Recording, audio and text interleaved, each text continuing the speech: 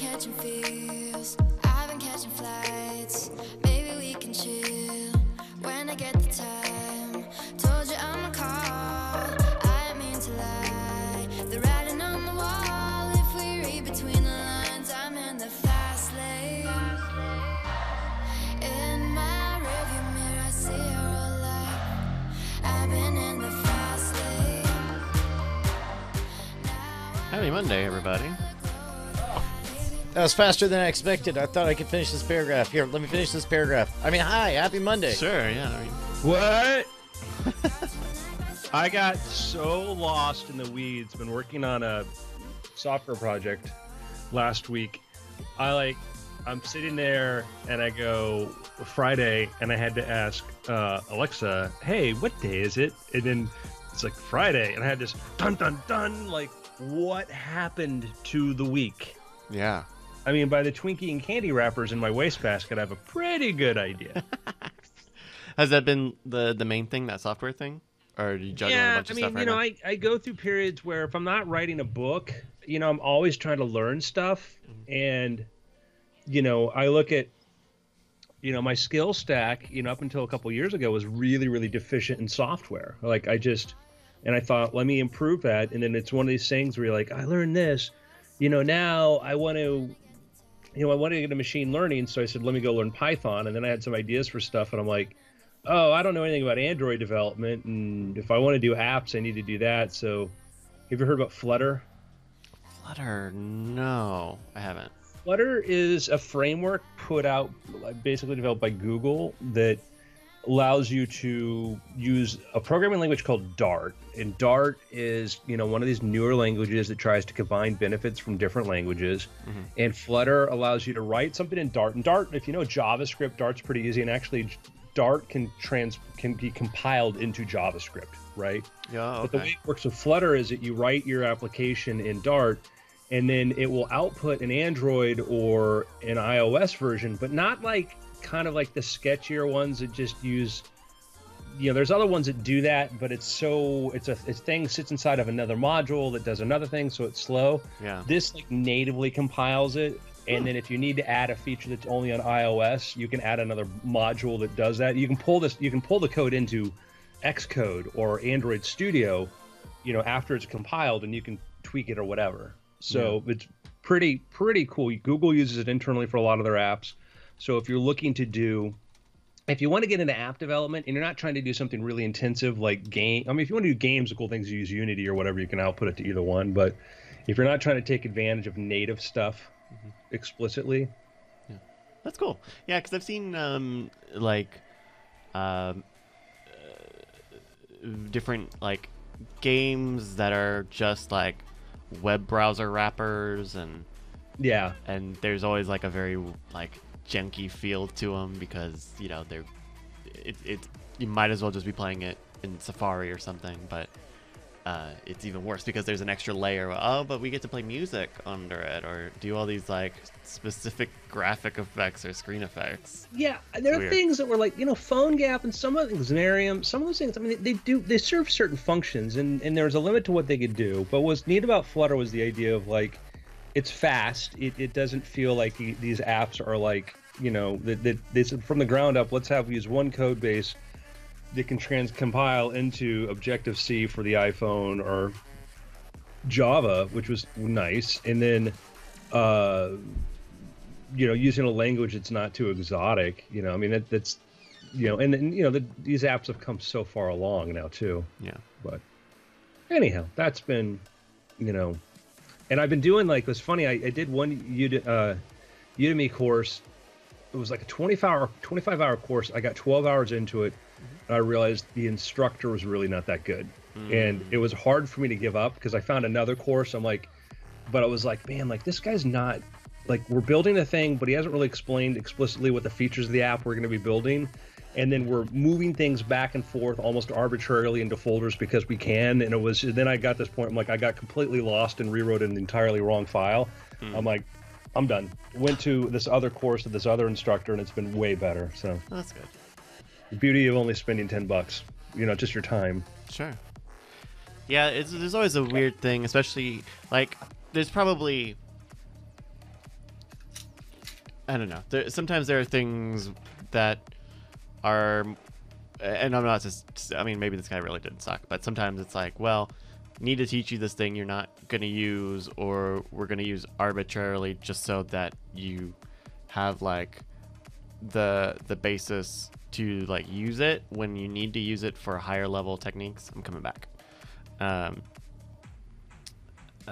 Like, oh well, you know, we don't really need to use folders now, but you should learn how to use folders for. Yeah, I mean, yeah, I think there's a value to like doing stuff, but I think there's a hierarchy in which you want to explain things, and also because when you start learning, you're like everything's important, and unless you're explicitly like, but also like if you're in the middle of doing a thing, like now we're gonna go do this other thing, and you're like, wait, we didn't even finish the app, and now there's little bits of refactoring are important, but it was a frustrating experience because it was just like, it was just he would go so fast. Oh, we're gonna move this here. I'm like, am I supposed to code along with you? Because it is, normally I can put things at 1 point, 1.25, 1.5 speed and go fine. Mm-hmm. But anyhow, I switched it over to a different one and was much more happy with the instructor, because he did a very good base level. This is how Dart works. This is what Dart does. This is how it functions. And cool. Hello, Brian. How's that paragraph going? I finished the paragraph. Paragraph happened. Mm-hmm. And then, man, it feels good to be in a place where there's actual internet and you get to get things done.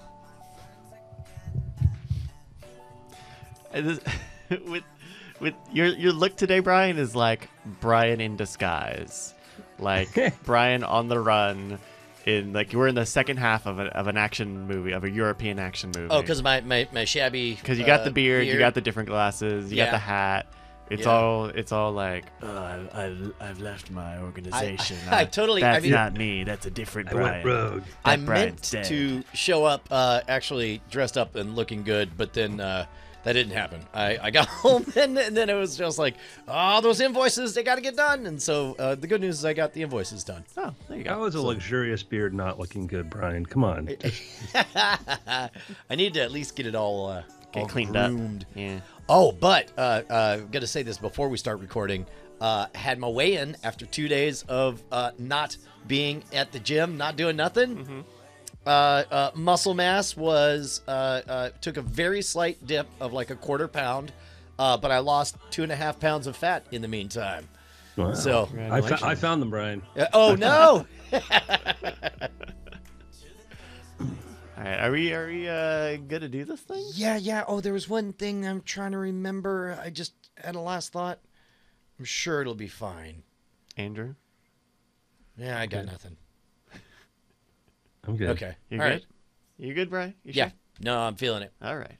Well, then, Andrew, take it away in 3, 2. Welcome to the Weird Things Podcast. I'm Andrew Main, joined by Mr. Brian Brushwood. Wait, what? I must have taken a wrong turn. I'm not on the road or on a ship or in some islands. I'm actually here in studio. Yeah. It's weird. And- It's been so long. And Mr. Bryce Castillo. It's Hi. the trio, the original trio. We're here. That's it. It's a, Weird as, Things Classic is as what it this is called. always has been. Yeah. Gentlemen, I'm glad that some of us are here in some shape or form. It's like we're like Voltron, but we can take many different forms. Yeah, we're a modular mech, right? Some days you can just do it with the legs. Some days you can do it with the arms. I would like to imagine there's a debate where they're like form Voltron. They're like there's only 4 of us. It's like, we'll go without a leg. We're like, well, we kind of need the leg. There's gravity on this planet. All right, fine, lose an arm. Have we tried it without the head? No, that's insane. How are we gonna do this? Bill called in sick. Yeah. I feel like the left arm would be the least important because it's always a one-armed sword, right? Yeah, It's but not a also two-hander. that's where you get the shield forms from, and Yeah, it's difficult to bait. Wait, actually, you could probably bail on both legs. They probably could be like a floating upper torso. That torso's got to have rockets or something. Yeah, on it. right? 'Cause You he would does a lot of imagine. that.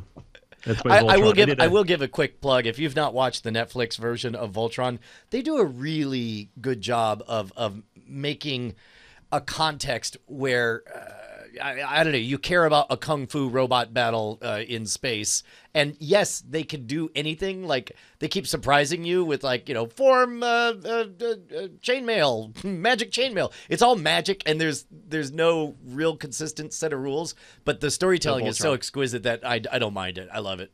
Yeah. Well, that's a future we can look forward to. I'm sure that, you know, DARPA's working on Voltron somewhere.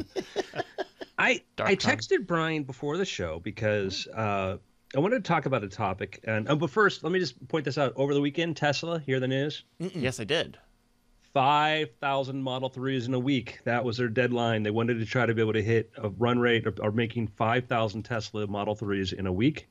And they did that actually in 1 week and 4 hours or something. So, yeah, didn't Elon Musk tweet that it was like 7,000 in 7 days? 7,000 Teslas total. So that's Model 3s, Model X's, and Model S's. I really want to believe that it looked exactly like the Michael Keaton movie Gung Ho, where everybody's taking their ties and wrapping them around their like headbands.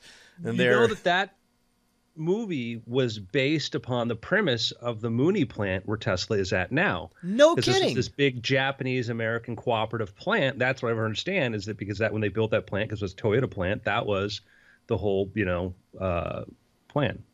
So, cool. Or that was sort of what the inspiration was. I'm told. I'm gonna look this up right now so I don't make a complete idiot of myself. But yeah, I want to. They're all doing calisthenics together. You know. And these are Elon Musk. You know, he makes a mistake of telling of overpromising to his union. I don't think there is a union there. No, but then and the Japanese investors are like, this one does not count.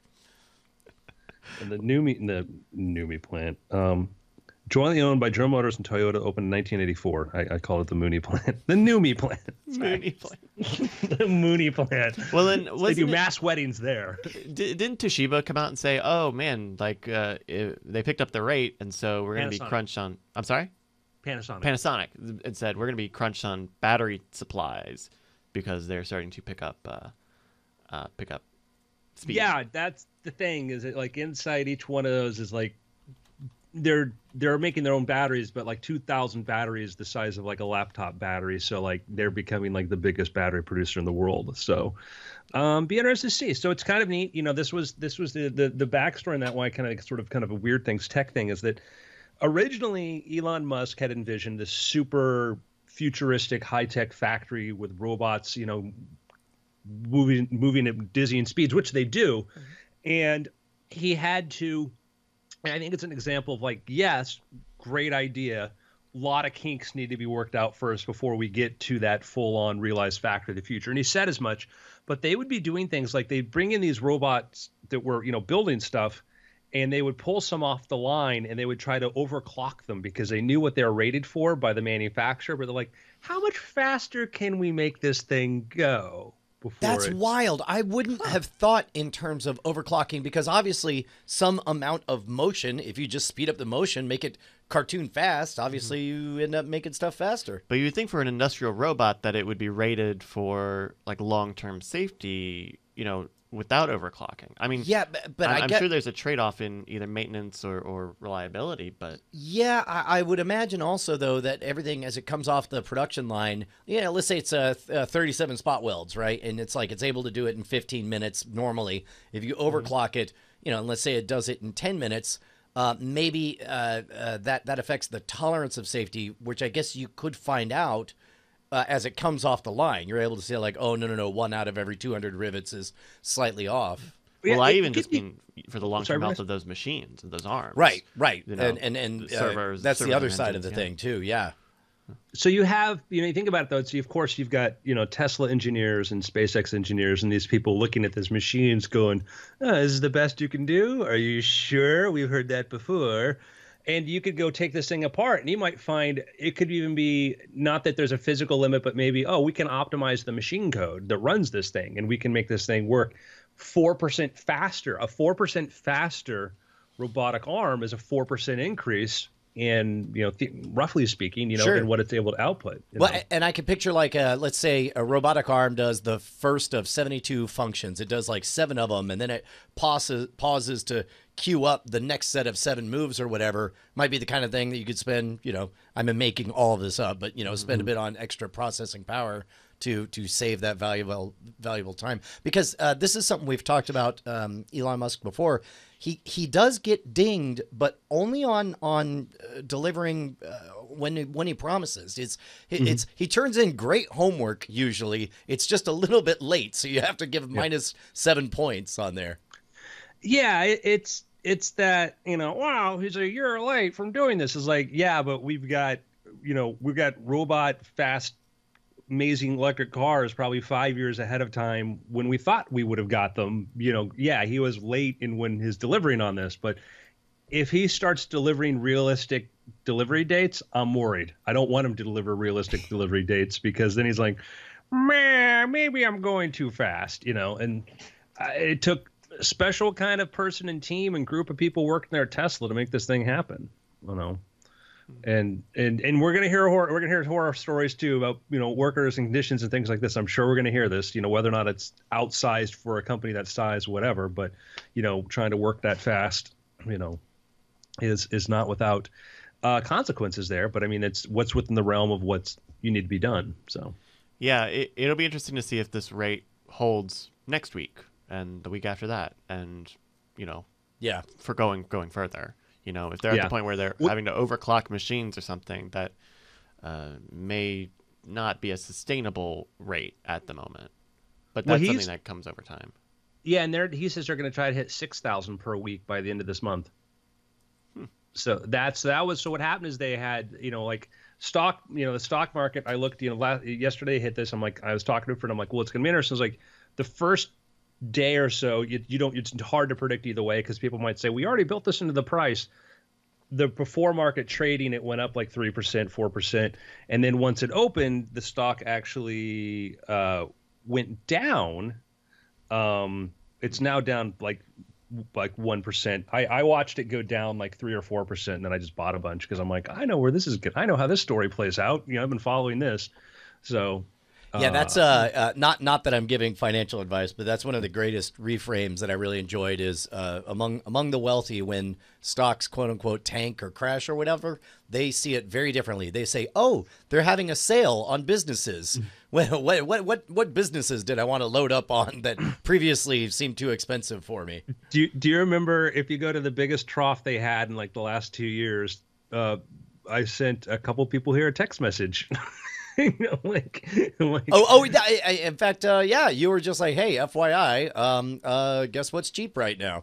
Yeah, do not give professional financial advice whatsoever. I'm a cruise ship magician. Just take it from that. Hey, speaking of which, can we take a moment to talk about the nature of cruise ships? Because I had never been on one. And yeah, please. And so it was fascinating to as a touring magician, you tend to think logistics. You tend to think like, okay, what is physically waist high that I could use as a device to set this particular prop on? And then, and as a result, because you only have 15 minutes to set up for the gig, next thing you know, you've emptied out a trash can, you flipped it upside down, you laid a tablecloth over it, and it looks presentable, and it's on there on stage next to you. So one of my favorite things is just figuring out all the logistics in the background, and how much it reminded me of what I see when I go to a Disneyland or a Disney World, where it's like, they begin with the ending in mind. And even the fact that when you get on the boat, you don't really think about the fact of everybody getting off the boat until it's your turn to get off the boat. And you realize, oh, they're doing a massive turnaround of we'll say 600 different hotel rooms in a 7-hour period. As this giant floating shopping mall goes, I don't know. It's really, really fascinating. And I would love to hear, because I assume since working on them, did you ever get a chance to see more of the behind the scenes logistics of all that? Or yeah, I mean, so I started working on ships when I was a teenager, right? And so I started at a point when, ships had the industry hadn't changed a lot that much in several decades. All that really happened was you had Carnival came in and started consolidating because Carnival figured out a lot of efficiencies, and because they're slightly more efficient than other people, they could go out there and they started buying up other cruise lines, and Carnival became one of the biggest cruise lines, the biggest cruise line in the world. And then, you know, a few years into me having working on them, they started building the mega ships. They started dramatically increasing the size of these ships. And that was interesting because, and then I'd perform on them, or I'd have friends that would like, hey, I got to go put a show in. Can you help produce and come, you know, make sure that everything runs tight, whatever. And I remember it was like Carnival Dream or one of the first big, humongous ships. And I'd point it out to a friend of mine because it was like ported into Miami. Like, you know, the largest theater in all of Miami is actually on board this cruise ship. Wow. You know, because it was bigger than whatever the current, like, you know, they had like Night Center and stuff. The largest actual, you know, regular standard theater was like this. So you look at how there's the layer where people get on board, off board. You think they got thousands of people on board the ship have to get on and off. There's the entire managed crew. When you go below quarters and you realize, you know, there's you know, sometimes there's like, you know, crew person per every person work on the ship or something like this. I mean, like there's the number of crew there, how the crew is stacked up in the below decks quarters is kind of amazing because there's an entirely different story about what goes on there. A lot of people from the Philippines and where other countries were hired from. It was very interesting, like the dynamics of that. But then also, like when the ship is in port, you see you're getting on and off, but you look down, you see the forklifts moving the massive amounts of food and everything that it takes back and forth. And you realize like, oh yeah, like, you know, it's a city. It's a floating city that gets replenished every time it's constantly being replenished. For me, what I was struck with is I guess I haven't just ridden very many boats. You know, there have been plenty of times I've gotten on a vessel and we go out and we tootle around and stuff. But that moment of being out on a vessel and looking out and not seeing land in any direction really puts into context how the early pioneers, the early people riding in those Spanish galleons or whatever, they were straight up spaceships. There was nothing outside. If you step, just like today, if you step outside of that capsule, you're a dead man. There's nobody that's going to get you, and there's nothing to sustain your life there. That already has been the case for thousands of years, And I guess that was one of the that was, I don't want to say a wake-up call, but that was a great moment for me to realize that so many of the things that seem exotic about space travel are already very familiar in the history of humankind. We've been, as we pushed out of the cradle of, you know, humanity and we moved further north, we started building spacesuits by using animal skins. You know, like, arguably what those things are. We started figuring out how to build habitats that we could survive the night through when it got too cold.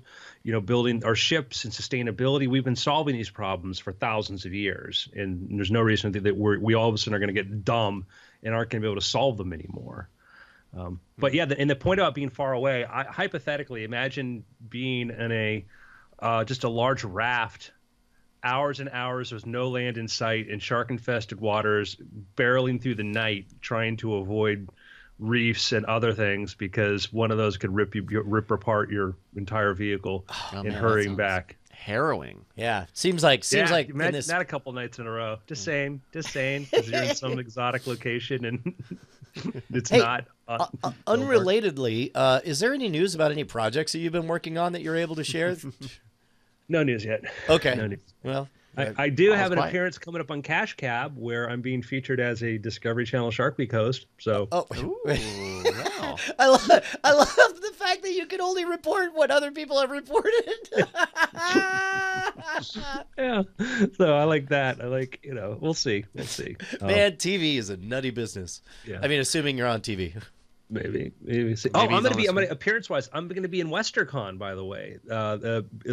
This conference in big science fiction fantasy convention going on in Denver this weekend. So I'm going to be at WesterCon. I'm actually doing a Q&A with David Gerrold, the guy who wrote The Troubled Tribbles. So no kidding. Yeah. How cool is that? Yeah, look up WesterCon. I'll be a guest there, so check that out. Myths and Legends. Yeah, malcondenver.org. Very cool. Yeah. July 4th through the 8th. So how do you think they're going to introduce you? Because that's one of the things that, and maybe this is more of an after things discussion, but it's like, I find it increasingly challenging when people say, what do you do? the first words out of my mouth are, well, for 20 years I toured as a magician. And then I'm like, why is that part of the story at all? You know, it's like, that's not what I'm doing today, right now, although I still do kind of do that at least, once or twice a month. How do you introduce yourself?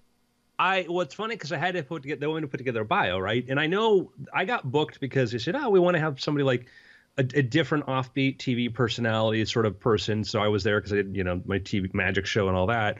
And then I had to write my bio, and I'm like, well, what happened this year? Okay, Wall Street Journal bestseller, Edgar nomination. And so I'm like, wow, I'm a literary guy by all the recent stuff there. And I thought that was kind of funny because it's like, I know they booked me because, we had a friend that helped organize the conference, and do you want to do this? I'm like, yeah, sure. And then, conferences, I forgot about it. And then I'm like, oh yeah, I got to do this thing. But it's like, how do I'd rather push the writer thing now, but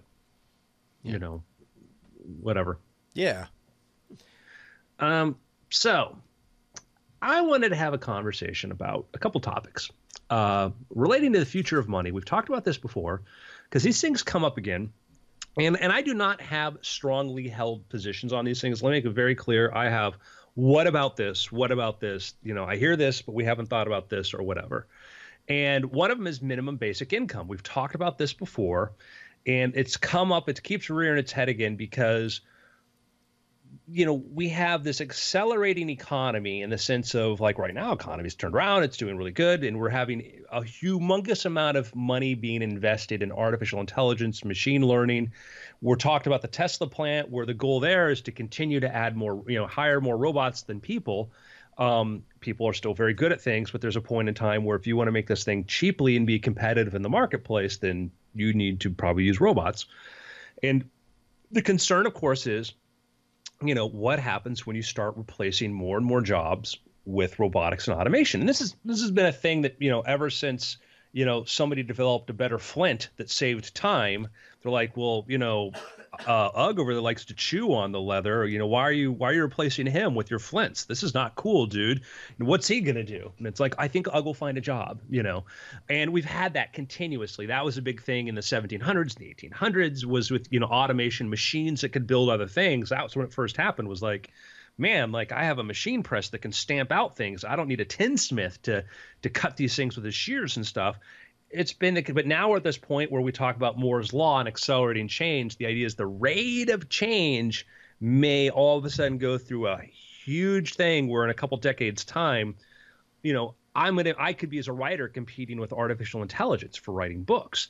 I've watched right now, I've been following like computer narration for books, and it's scary. Like voice synthesizing. Yeah. Yeah. So that's sort of the starting point, to say, hey, we can say, and I have, part of me is like, yeah, and I've made arguments like we've always adapted. We've been very good at adapting. And I think that in a very huge economy, AI economy, there's going to be more jobs for people than there are people because of ways to do it. But, the William Gibson had the comment, like, the future's here, but it's unevenly distributed. And I think that's one of the other side of it is like, yes, ideally, but in practice, maybe not. I'll just start it from there. So I guess what's the question? The question is, what does it look like in the future in terms of because UBI, Universal Basic Income, I think is a really interesting idea. Because it has champions on complete opposite sides of the political spectrum. You have futurists who say it's so obvious that robots are going to be better at doing just about everything than us, that we're all going to be unemployed. So we all need to be able to eat. So we should all have this universal basic income. Maybe they're on the far left and they feel like everyone's entitled to a safety net. But on the flip side, on the far, far right, you also have supporters of universal basic income, because what we have right now is a patchwork of various plans that involve the government telling you, you have to want this kind of health care. You have to want this kind of, you have to do this type of job for minimum wage. If you want to check, you have to do whatever. And it's very expensive. And on the right, They say there are people who say, hey, if you just wipe out all those programs and instead just write a check to every single living person, then they could spend the money however they want according to their interests. If they want to eat ramen, take the remainder of that to take premium online courses to better themselves so that they can, develop the next flying robotic fish, then that's their choice because that's their dream and that's their money to spend. So to me, that's one of the things that's fascinating about it is how politically agnostic the movement for it seems to be. Absolutely. You get libertarians, socialists, conservatives, people in different spectrums are all saying, maybe we're going to need this. I have concerns. And we could start with the argument, like we already, like Brian pointed out, we already do, like every modern economy, every modern government does forms of this. Public education. Every person gets access to public education for the first up until you're 18 years old. And so we say we have a minimum basic educational thing that we give to people. Now, you can see kind of the concerns that I have with an NBI is that what we decided to do, like back in the 80s and the 90s, we said, let's make higher education cheaper. And the way we decided to make it cheaper was not by actually making it cheaper, but by decreasing the interest rates on student loans and the penalties for that. So we made student loans much more easy to get. And so instead of incentivizing making education cheaper, we just made it so anybody could just get access to a student loan. And what happened there was, if you look at the cost, like the two biggest increasing costs are healthcare and education, higher education levels, right? And healthcare, you can argue that you get way more services now than you did before, but there's our big points. It's still crazy expensive for what it should be. But with education is that it didn't increase the instructor ratio. The quality of education did not improve. The quality of education, you had more, not increase in instructors, but more middle managers, other people. You look at I'd walk into some of these campuses and I'd see how they've changed over 10, 15 years. I'm like, this is like the most amazing corporate campus I've seen in the world. And this is actually kind of ridiculous. And that was because once the cost of getting a loan went down, students like, I'll pay more. Like, they just raised the tuition rate $10,000. What does it matter? I can put that payoff into the future. And now you have people campaigning on the idea of, we're going to forgive all student debt. We're going to forgive this debt because, people have huge amounts of debt. Like, why did this happen? Well, the cost of education just went tremendously high. And even though there's these wonderful opportunities out there, like, I'm a big fan of Udemy and these other online courses, it's hard to get jobs with those. It's still hard to apply those. And my long story short is, my point is, like, you can have MBI, but what will it buy you?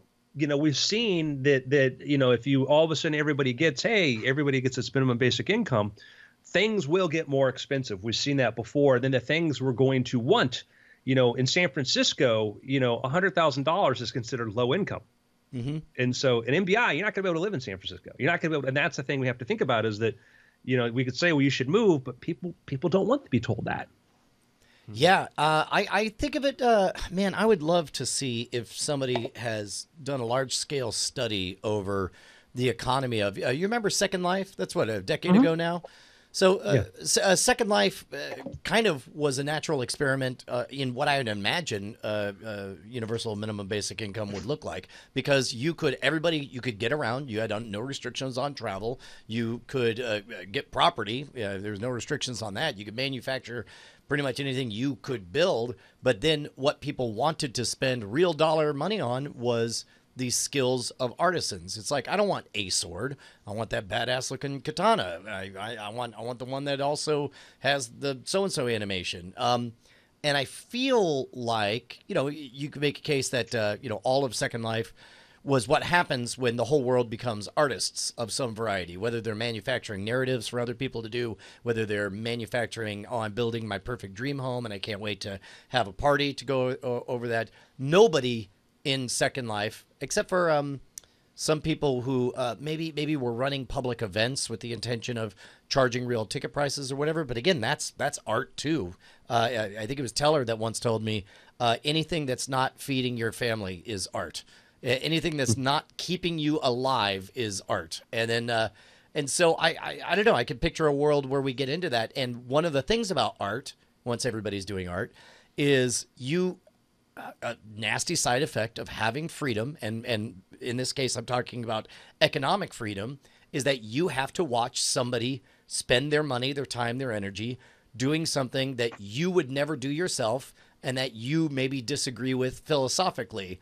And the question is, essentially the case for, against taxation is, if you don't pay your taxes, sooner or later someone shows up with a gun and will threaten to kill you or lock you in a box unless you give money. And so if you take all that money and then that money gets spent in a way that you, on a deeply spiritual or emotional level, disagree with, then you have a case to say, hey, this money was taken with, against my will and spent on something that I absolutely disagree with. That's part of the situation when people, whether it's, there are some people who favor government-funded abstinence programs versus contraception, and you get into all kinds of tricky stuff.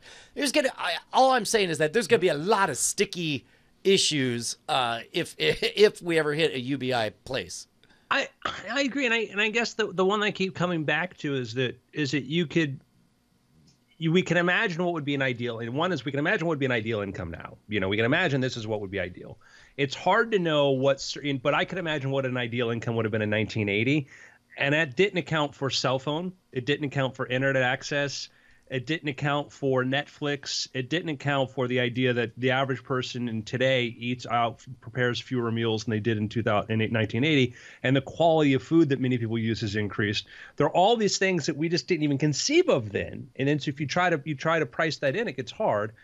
But if we have this super exponentially growing economy because AI is solving all those problems, that's not as much as a problem. But the big problem, I think keeps coming back to me with the basic income promise is real estate, where you're going to live. If I want to live in Texas right now or Colorado, my income that I make now will go way farther than it does in LA. I make this choice to live in LA, and you hear these people complaining about problems in San Francisco. It's too expensive to live. Seattle's the same. You have these housing crises which are caused, we'll say there are multi-factors to that, and many times it's, we don't want to.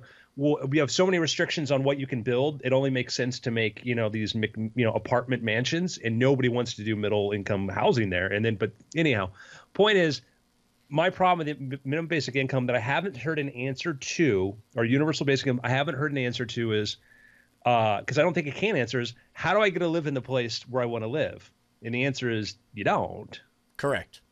And man, I don't even really have either a solution or much of an opinion on that side. I do know that on the flip side, one of the arguments is that I think is the weakest argument against it is, but if everyone has their bills covered, what's to stop them from just sitting around and playing video games all day? And the answer is of course nothing. But we also know that in the 1800s, in the 19th century, the major scientific advancements were conducted by men of leisure who were in a position that they did not have to work, but instead they were hungry for the prestige of being somebody who had, tallied up the right number of petals on this peculiar type of lily or whatever. And the one of the thoughts would be that if you're not worried about keeping food on the table, what important gifts to humanity sit locked up in people who are busy, not trying to put food on the table. Part-time. I take the opposite approach on that, because men of leisure, going back to the ancient Greeks, have been the ones thinking about these things, and the largest step change we had was the age of industrialization, when the middle class is great. Now you need to put this to use, and you look at how advances in optics driven by industrial revolution, how advances in tools from necessity drove that. And there are numerous examples, and again, it's going to be my polemical point of view, and I'm not going to say therefore fact, but we've seen examples of I was one of the founders of BlackBerry decided he was going to bring the best physicists in the world and create this university in this campus in Canada where they're going to try to solve the big physics problems.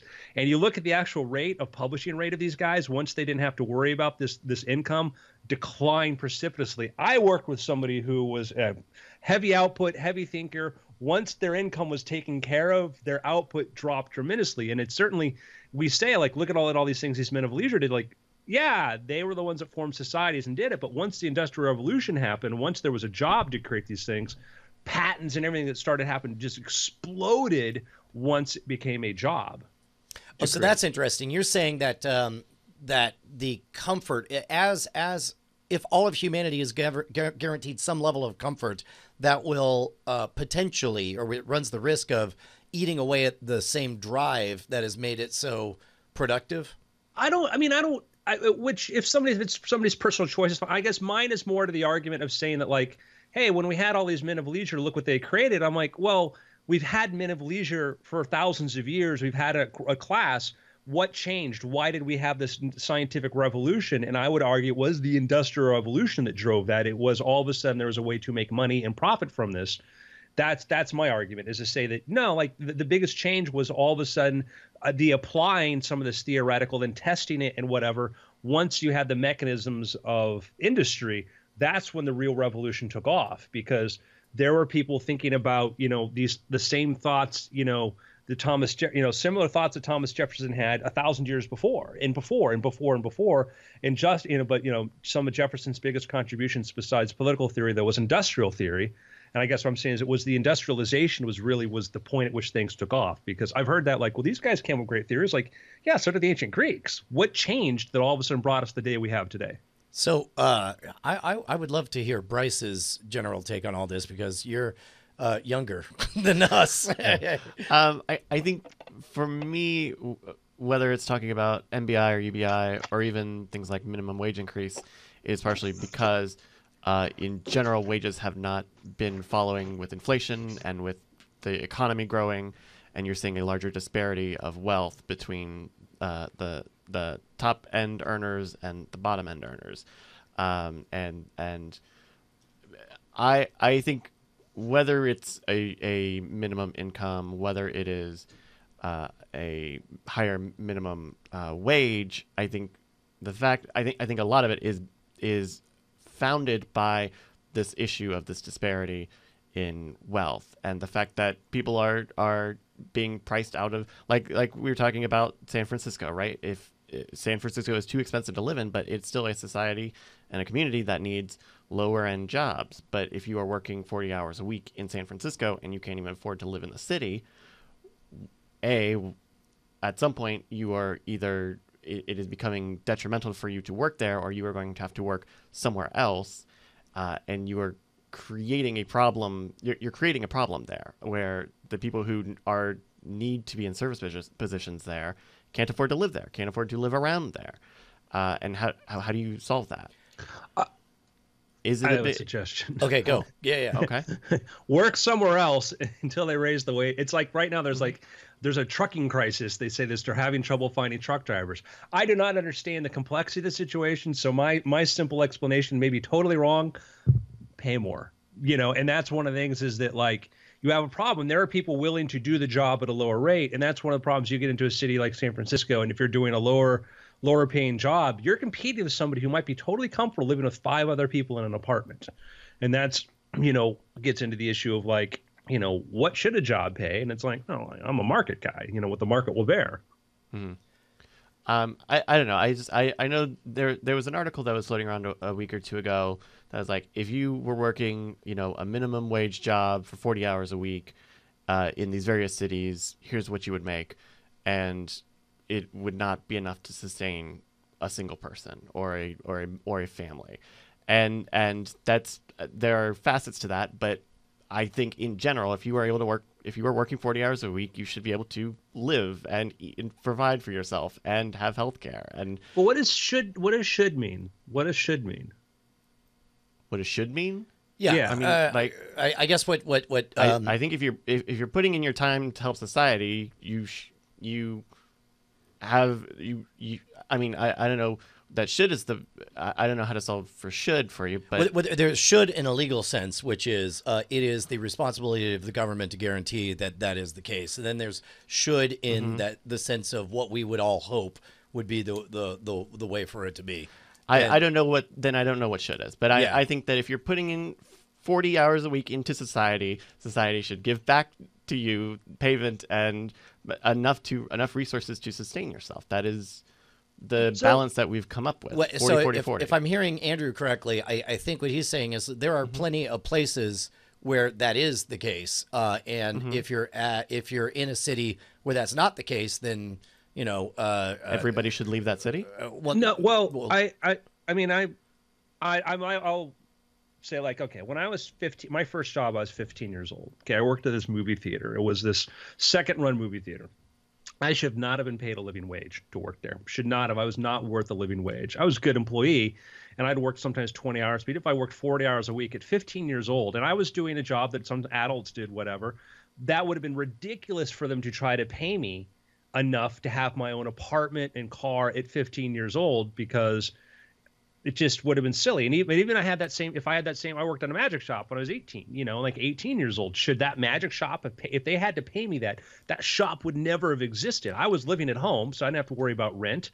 I used my parents' car. I could do that job. And now, and so had they had to pay me a living wage, that shop would not exist. That job would not have existed. I would have been outside the workforce like many people are today. I would hire somebody in a heartbeat if it were easier to hire somebody in California. But if I have to hire somebody right now, my responsibilities and burdens I have to pay, which means there are people I know who would love to be able to work part-time or whatever, work with somebody like this, but that cost, who are willing to say like, okay, I don't need you to pay me a full income to support a family, whatever, but I would like to make some extra money a week. But I'm too cheap to hire somebody because that cost is too high. Therefore, there's somebody sitting there going who does not have that opportunity. Well, and Okay, then but I'm not talking about 15-year-olds or part-timers. I'm talking about someone who's able to find 40 hours of work a week. So, but for 20, you make it at 20 hours to once somebody works for me 40 hours. I mean, where do you decide that change happens? So, I mean, when does that hour of work become worth more? I definitely was working 40-hour weeks over the summer when I was 17, and even more. It would dip into overtime territory and all that. I mean, I guess I just don't know then for you guys what someone's input into society should be such that they are able to survive. I think that's one of the input things into that society. How do you define that? Generally work. So this is one of the things that attracts me to the idea of universal basic income, is because then at that point, I don't care what you do with your time or how hard you work or whatever, because minimum wage is problematic in that, let's say you set it for, let's say it's $20 an hour is the universal minimum wage.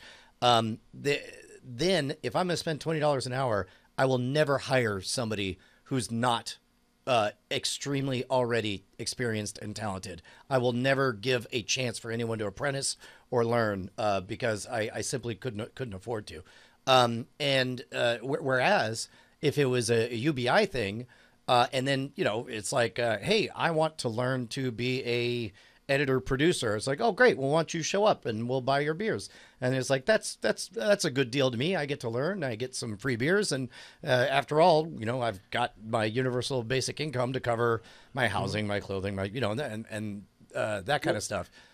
Or at least that's the appeal to it. Can I bring up an interesting point about that? Sure. There are a number of jobs that like working for politicians, media in New York City, and like acting, that if you look at the average income of the average income of the parents of people who are successful is way higher. If you want to go intern or work for a politician, you better have wealthy parents. You look at categorically across the board, there are a number of jobs that are outside of the average person's whatever, and you find out that it's children of wealthy get to do this because their parents say, yeah, we'll pay for you to go spend a summer in New York and go work for here, or we'll pay for you to go in DC and do this. Or actors, like number of actors you find out who actually come from very wealthy families, because to be able to be out here for several years and to be able to do castings every day, have the availability, constantly update your headshots, whatever, it is not a poor person's game. And plus also, like, it doesn't sound like it's work, but part of the job is going to all the parties and find yourself, standing next to the screenwriter to that movie for 10 minutes and having the right conversation to where you swap digits or whatever. I mean, yes to all of that, but I think that doesn't help someone if they're a dishwasher. I don't know. I feel like I don't know how to I know, Brian. I understand. I trust I me. don't know how to respond to all of this. It's a lot. I understand to say that the problem is we say if you have somebody who is on one end is you say, okay, do we have like if your job is in competition with a robot that a month later somebody comes up with a dishwashing robot that costs a restaurant $30 a month to use, that's a problem area. And if you're in an industry or if you're in a job where it does not pay very much, like one of my answers, like San Francisco, part of the problem in San Francisco is there are still people willing to do those jobs. And that's the problem is that the wages won't go up because people are willing to do the jobs. And you can say, okay, well, we'll raise the rates. We've had cities where they increase minimum wage and then actual overall employment declines. And that's the tricky part of it because some of these restaurants are operating on 4 or 5% margins and stuff. And it erases that. And it doesn't mean like, therefore, everything's right or whatever. But if they're bad jobs, if that? they're bad jobs that aren't able to sustain people and they're not able to keep those positions filled. If you look at when San Francisco raised minimum wage, a number of places closed. Like the number of jobs decreased, and so there were more people. You raised minimum wage, more people became unemployed, and that was part of the problem. In minimum wage, when you raise those in places, is unemployment increases because that restaurant says we hired 5 people, now we can only hire 3. And you might say those 3 jobs get paid better, but then there are 2 people who didn't have a job. And again, I'd say those are some of the externalities. I would say my starting solution is one approach is like let's subsidize people. Let's just subsidize people because they're not going to be able to be part of the workforce, whatever, which we're going to do in some form or other. But the other one I'd like to see more effort towards is skills training, job training, these things. How do you help somebody step up the ladder to go from being a liability to being somebody who contributes? And I have conversations, so many people who are unaware. I sit there with Uber drivers and explain about like, oh, you got this degree from this other country. If you take these courses here, that helps you do this. They didn't know this. I explain a lot every week. I'm explaining to somebody like, oh yeah, here's, you can get these skills. Your public library has these things. How much have you done with community college? No idea that there are these resources out there and they're not even as well developed as they could be. Well, and then I guess that's one of those things where it's like, let's say even if they had the interest, then they have the complication of yeah, but I'm busy driving Uber 40, 50 hours a week, so I don't have the time to better myself or whatever. And then of course it's, you get into like, well, you could listen to audio entertainment, or audio educational stuff. Did somebody say Bay Area wealth inequality? Whoa! Our resident expert in the Bay Area wealth inequality joining us live is correspondent Justin Robert Young. Hi guys. I literally just walked in the door.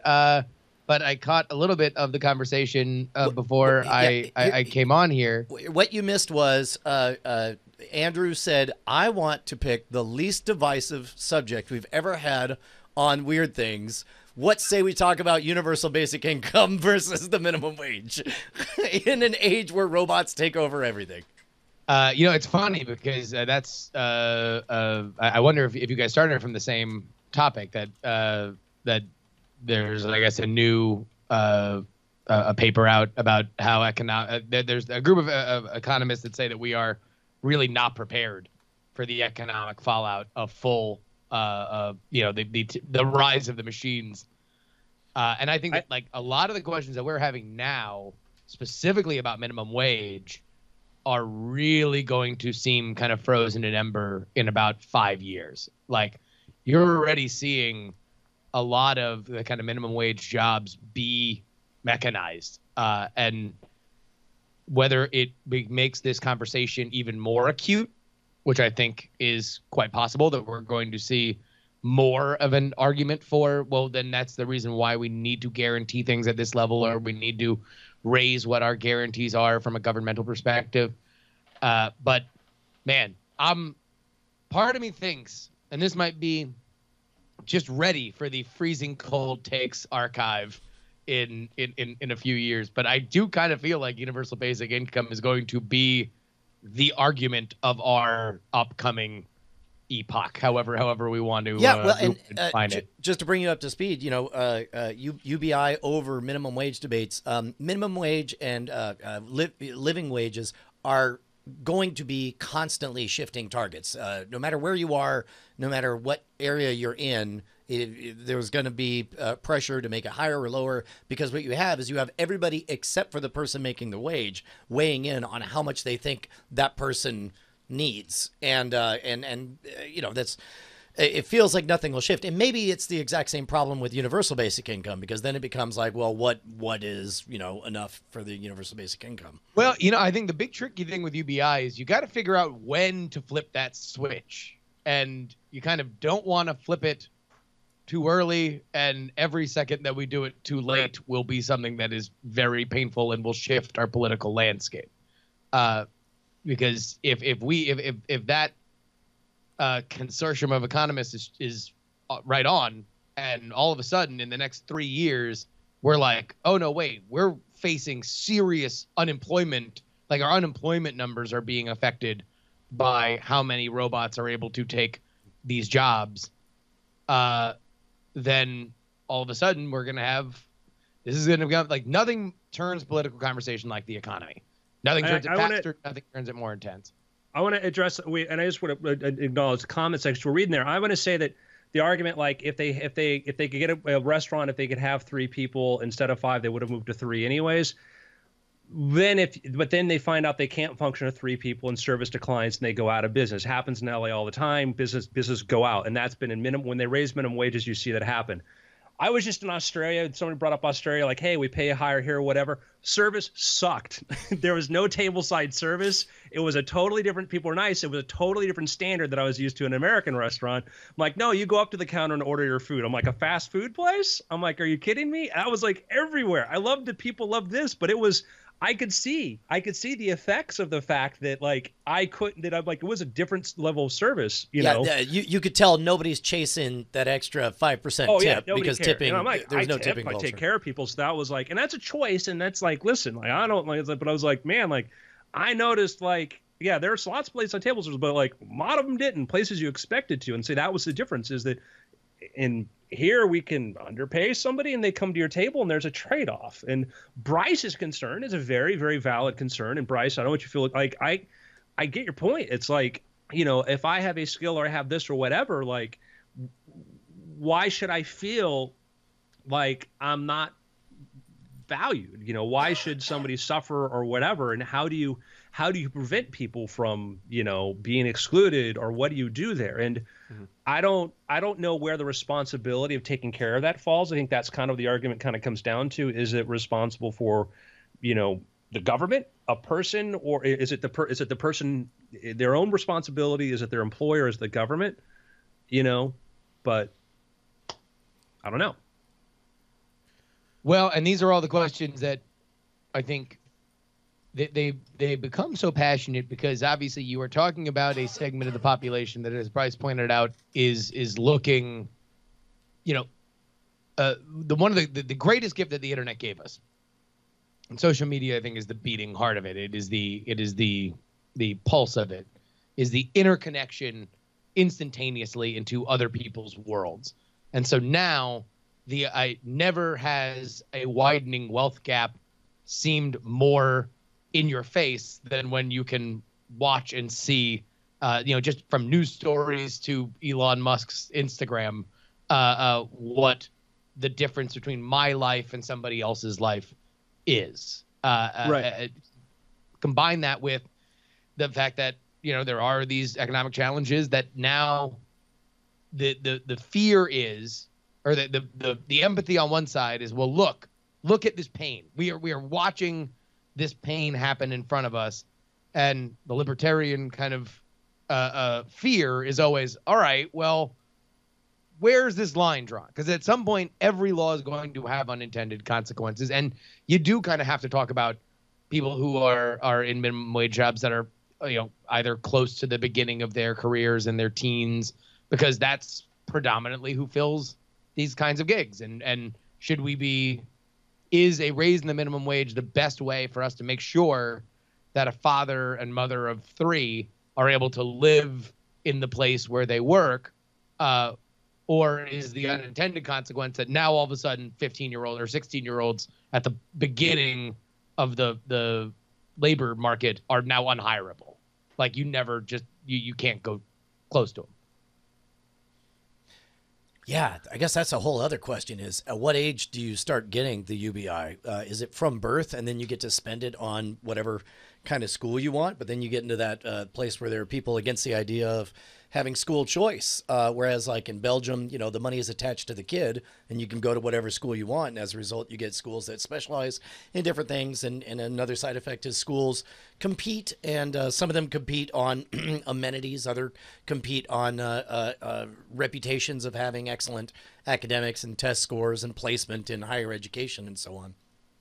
And then you have like healthcare in Singapore. You're born, you get a medical savings account, they give you X amount of money, and then you get to make choices on what you use, which is, another argument for where these things work. I guess my part of what my concern is that some of the problems that people are facing won't be solved by that, like housing prices in San Francisco. A UBI will not solve that problem. Living in big cities, it will not solve the fact that, hey, I went to go live in San Francisco. Guess what? There's only X number of houses there. Rich people are going to be the ones to buy those. And that's actually a really good point, because there's no number you could set the UBI at that will suddenly cause it to be affordable to live in San Francisco. If everybody got $100,000 a year, the population of Scam Francisco would not change. It would be exactly the same demographic and everything. Well, here's all I know about the Bay Area specifically is I walk around every day and I see a lot of buildings that could be a lot of housing, and they are not. And there are a lot of very good reasons. And these, to be, if we really want to drill down on it, they span the gamut. Find your political persuasion, and I can show you a legitimate problem with the Bay Area housing market, be it over governmental regulation, predatory landlords that are kicking people out. Like there's something for everybody. It is a legitimate problem buffet where everyone can go home happy. But this is a confluence of a lot of problems, and I don't think if anybody wants to kind of make it into a one-dimensional argument of, oh, it's the tech companies, oh, it's the plutocrats, or oh, it's just these crappy housing laws.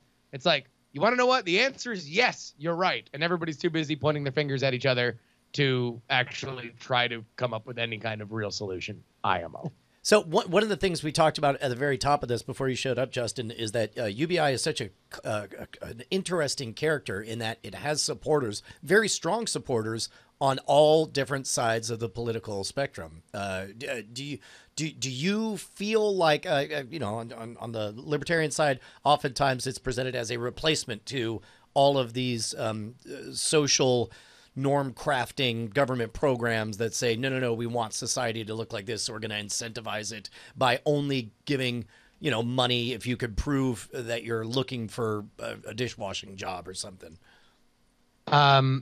Man, I can't remember who it was, but I remember reading an anecdote about when I think it was Alex Rodriguez, the baseball player, was dating this like tech titan, right? Some lady from Silicon Valley that had made a lot of her own money, and so they were this kind of power couple for a hot minute. Was her name Brianna Young? It's not Brianna Young, no. Although she certainly has all kinds of experience in many different areas. But there's like an anecdote from their relationship that like this is how we're kind of different. But I think it was Sergey Brin's ex-wife, the 23andMe lady, and he was like, oh, you wanted to buy a baseball team or something like that, and she was like, well, I mean, if you look at the rise of esports in 25 years, this is going to be a failing property. I would short your investment in this baseball team. And it's like, yes, and there's probably going to be a lot of time when that is going to be profitable. Just because it is eventually going to become obsolete, and she might be right on a long enough timeline. I think that UBI is a fascinating political argument now, because I feel that the Elon Musks of the world, the libertarians of the world, are looking at this larger timeline. He describes himself as a socialist. Let's point that out. Yes. He said, which, I mean, I loved his definition. I'm a socialist because the real problem is trying to figure out how to avoid dangerous monopolies, which is just one of those things that, he just gets a half stiffy when he repeats it at Silicon Valley parties with like super left leaning people. But effectively, I just feel like UBI is something where if you're a futurist, and for people who are also talking about the singularity and never dying and all this kind of stuff, that and dying on Mars, that UBI is something that I don't think is a 10 to 15 year problem. But when we get into it in a political sense, the political conversations are like McDonald's fries. Like they come and go in 2-year periods. So I feel like people who are talking about UBI as something to do now are talking about it on a fundamentally different way than I think the kind of conceptual futurist aim of it. Well, I feel like we solved that one. Totally You're welcome, solved. the world. Just a quick, we had a question from the chat room. Somebody said, wanted to know what was the point of a restaurant or goal of a restaurant? In any business, it's the same, profit. The goal is profit. It's not to cheat, to steal, or whatever, unless it's profitable to do that and you can get away with it. The goal is profit. Profit is efficiencies. You find inefficiencies, you exploit them, take advantage of them, and you make profit. That's generally the goal, as it should be. It's the same as a biological system. What is your goal? To survive, to have enough resources to continue to survive. It's I don't see a big difference between, understanding how economics works or biology. It's all related. And if you want it, there's a book by Matt Ridley, Evolution of Everything, which goes into sort of this thing, understanding how one system applies to another. So there you go. Anyhow, problem solved. It's good. Speaking of minimum basic income, we'd like to have some for this show. Yes. So if you head on over to patreon.com/weirdthings, you can kick in some money. If you think that that this conversation was worth the buck, we would love to have it. So you also get all kinds of other benefits like the After Things podcast, your very own RSS feed, the smug superiority that comes from somebody who knows that you contributed towards a project, 9 years in the making? 9 years we've been doing this now? Buy us a coffee. Yeah. Except only one of us drinks coffee. Wait, is that true? I think I only don't I drink drink coffee. I mean, I don't think I've ever had a coffee with either of you. Oh, well, I mean, Brian, do you drink coffee? Yeah, when there's no, and then when that's the only choice. I've never drank like a whole cup of coffee in my life. Really? Oh no. Yeah, I'll rock a cup of the black stuff. It's usually soda though. Oh yeah, it is usually 9 times 9. Both of you, I think would be delighted to wake up with a nice crisp soda in the morning, preferred to coffee. That's true. That's true. Yeah. You know Sounds why? good. Because it's like soda's never once turned around and said, "Ha ha! I'm physically injuring you for drinking me the wrong way," with the way a coffee will. That's a fair point. If it weren't for the fact that I am even at my advanced age, I'm incapable of not burning my mouth at all times. Like I can't.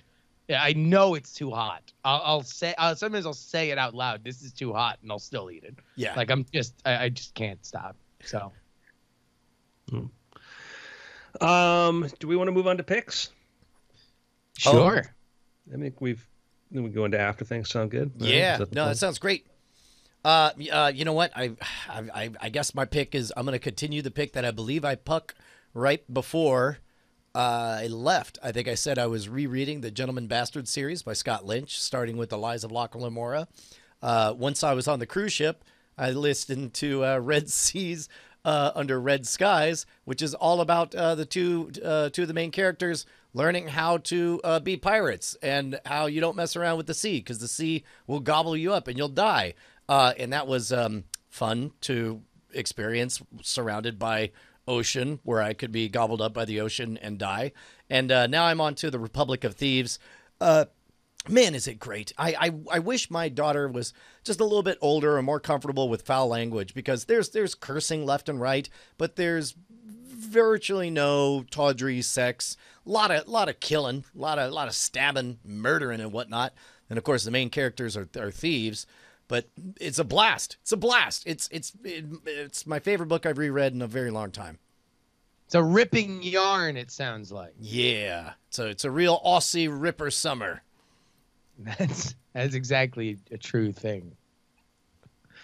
Well, I'm going to repeat my pick from last week because I think it really was a shame that Brian wasn't here for it, because he's been probably the person that has championed this the most in my life. And I finally got around to pulling the trigger on listening to Dan Carlin's Hardcore History. Oh no! I thought for sure you were going to say Conspiracy by Ryan Holiday, but that's great that you're digging Hardcore History, man.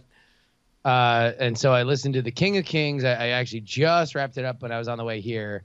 It is a trilogy of expansive podcasts. I don't think any one of these episodes comes in at under 2.5 hours, and the final one is like a double episode that's damn near 5.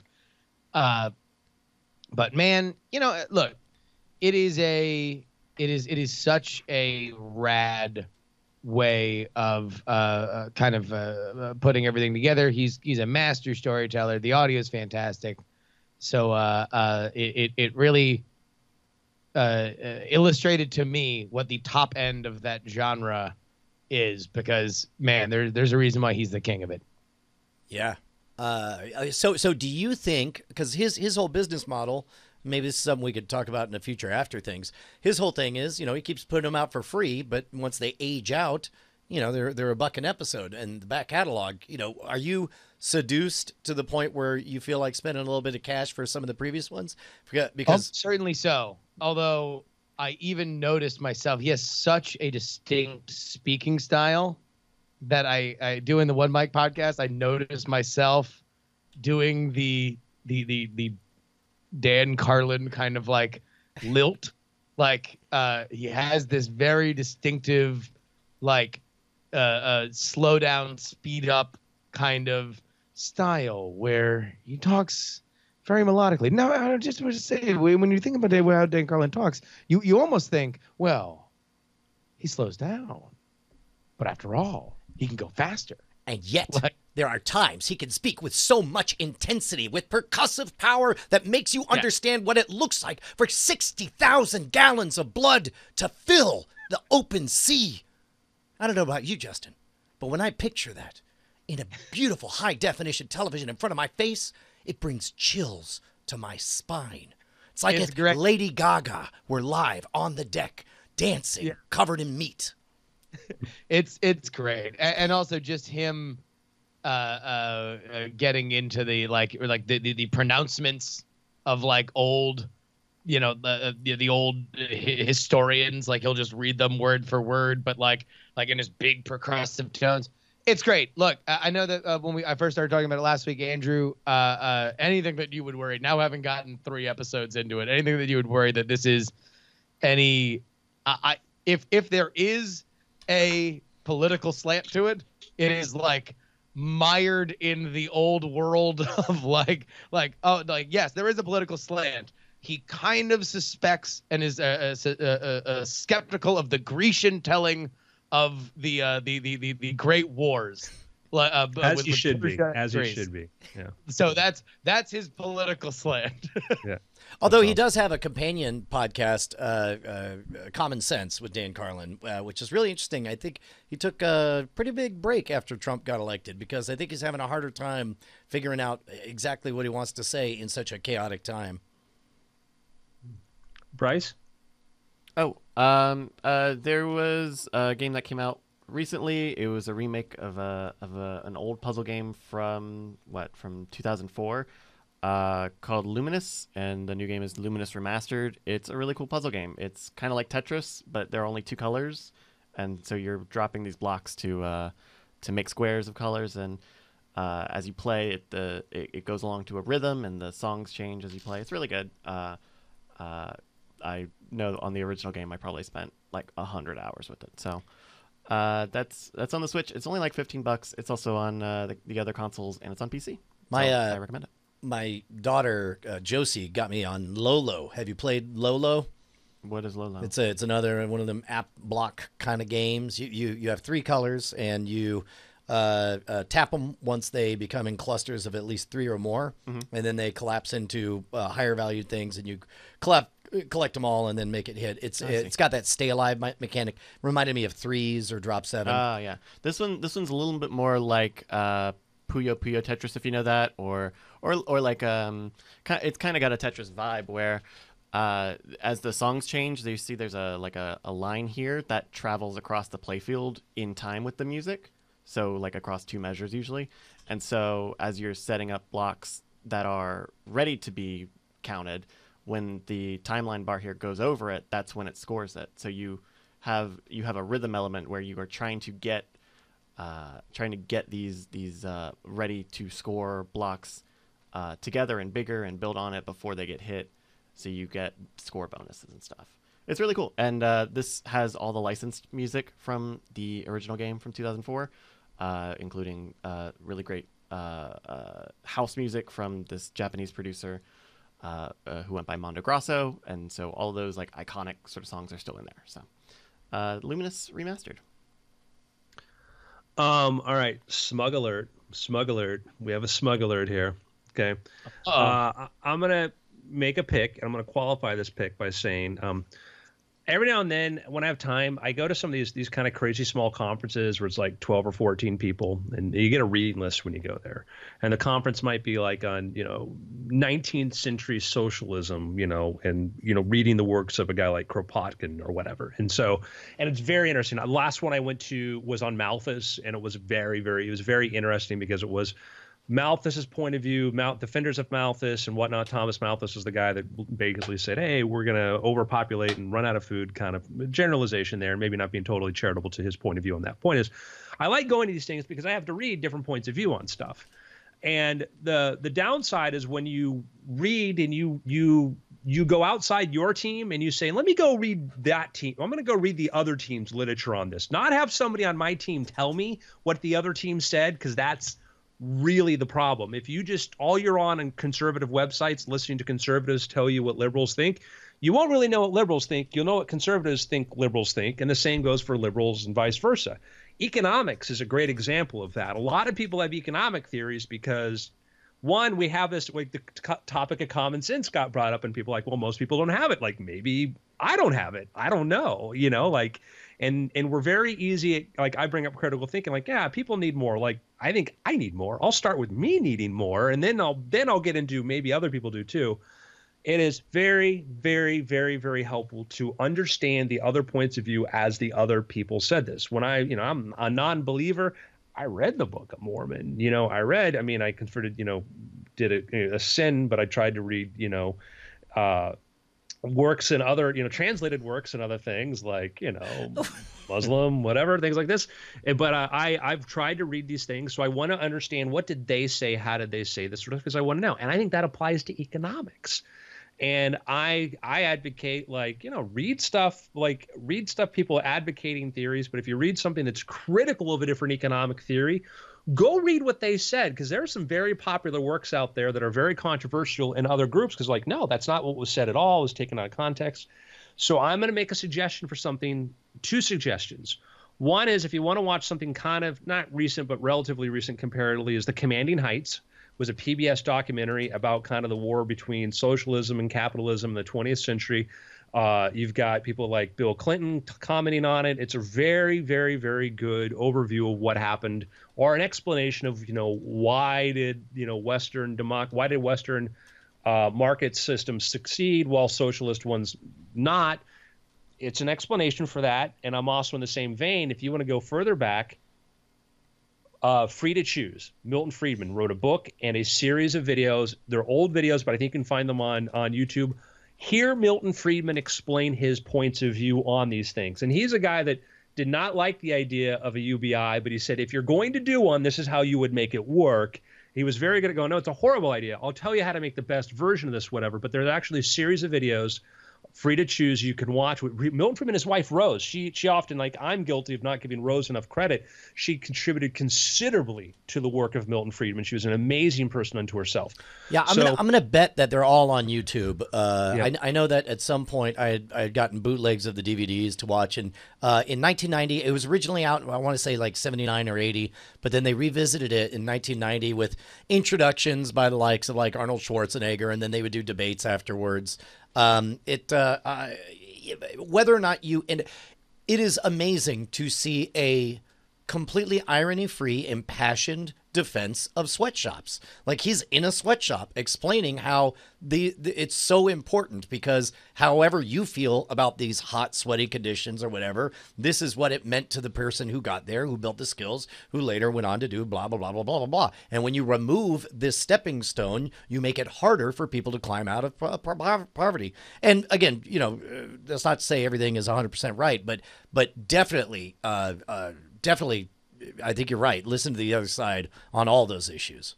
Yeah, it's just, and you can come out of it going, no, I still have a fundamental problem with the way those things work, or I have a fundamental. You can say I have a fundamental problem with markets because you could say like there may be an invisible hand, but it takes too long to react, and we need to intervene in shorter term. Just it's so much.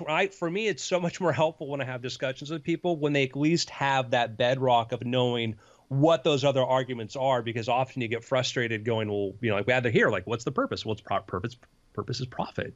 If I'm an investor giving my money to a company, I want a return on my investment, Well, but there's also, the case could be made that there's different types of currency to get paid back in. You get paid back in the feeling of goodwill and oh yeah, for sure. But like if you're a lot of like we talk about corporate America, you're talking about pension funds for teachers that are invested in there and this stuff, and we lose sight of like we think of these, we go to the 19th century caricature of some fat guy with a cigar. And it's like, well, no, do you contribute to a retirement fund? That's somebody managing that is investing in Tesla and other companies like this. And they're asking for these high rates of return. And we forget how connected we are into these systems. And so anyhow, Free to Choose is a great explanation from Milton Rose Friedman's point of view of this. Okay. So it's like, I'm not saying like, therefore you all need to be this. It's like condescending, like watch this or get into this. Then the discussion elevates because then it's this, we're not repeating the same arguments we've had for 100 years. So, yeah. All right. It's been not really that weird. It's kind of, it's been weird. Nailed it. Yeah. Cool. Quick break. Yeah. I'll tell. I got to tab out to get to DTNS, but I didn't want to pop in. Love you guys. All right, you got it. Thanks for the drive-by. Here, I'll be right back.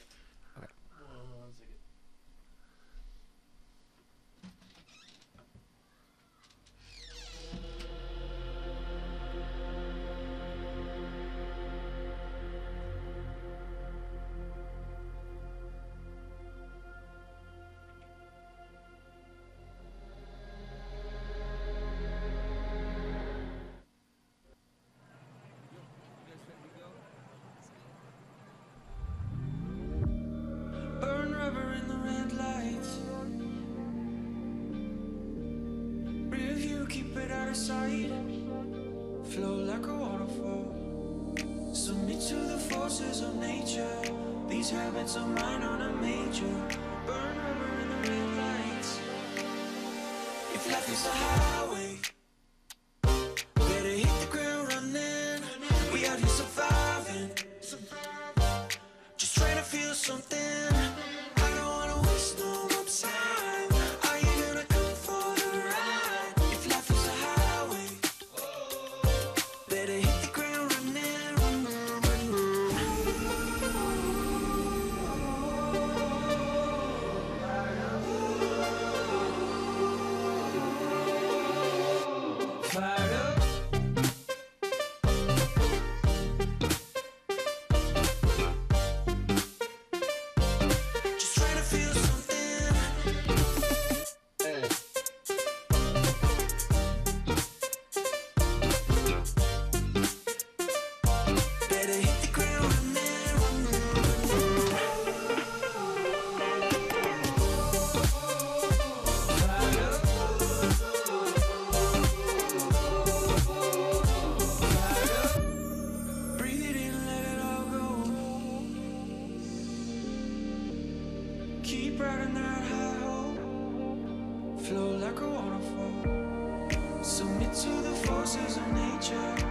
all end up meeting our maker. Breathe it in, let it all go. If life is a highway, better hit the ground running. We out here surviving, just trying to feel something. I don't wanna waste no more time. Are you gonna come for the ride? If life is a highway, better hit the ground running,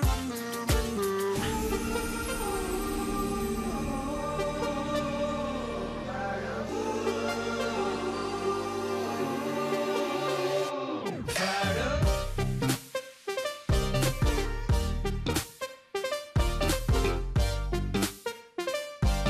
Just trying to feel something. All right. Whoa. Whoa. Hey, good break, everybody. Yo. We got a nice little question here from James. For After we can say his last name, right? He's a friend of the show. Oh yeah, James Harrison. Yeah, He's, James Harrison, good friend of the show. That's him. He's Weird West Cthulhu in chat. I did I not didn't- put that together. Well, now I know. That's wonderful. This is great. This is like a slam dunk. Let's see. Just let me crop it. I'll tell you what. If you can give me, it looks like a few messages came in. If you can give me just 30 seconds to fire off some one-line responses. Sure. Eat me. Bite my shorts. Oh, they're all Simpsons one-liners.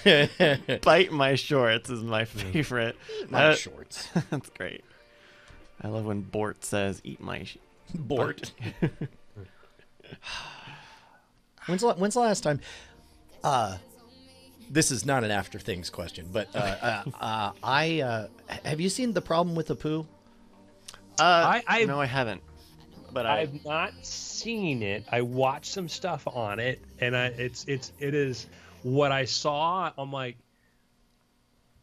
it's a very good explanation for a thing that I would not think about being, just a regular white dude, because he'd be like, oh, but we all like Apu. It's like, yeah, but he's the only representation you get of an Indian, and that's the problem. Right. Well, and also he's so imitable that when you hear people talking about Apu used as a negative, it's because at 20 plus years old, the character was used as a dart on playgrounds to make fun of people, which of course, that's, on the one hand, you could say, well, that's not the fault of the show, but also seems like the show could have noticed how it was being used over that time.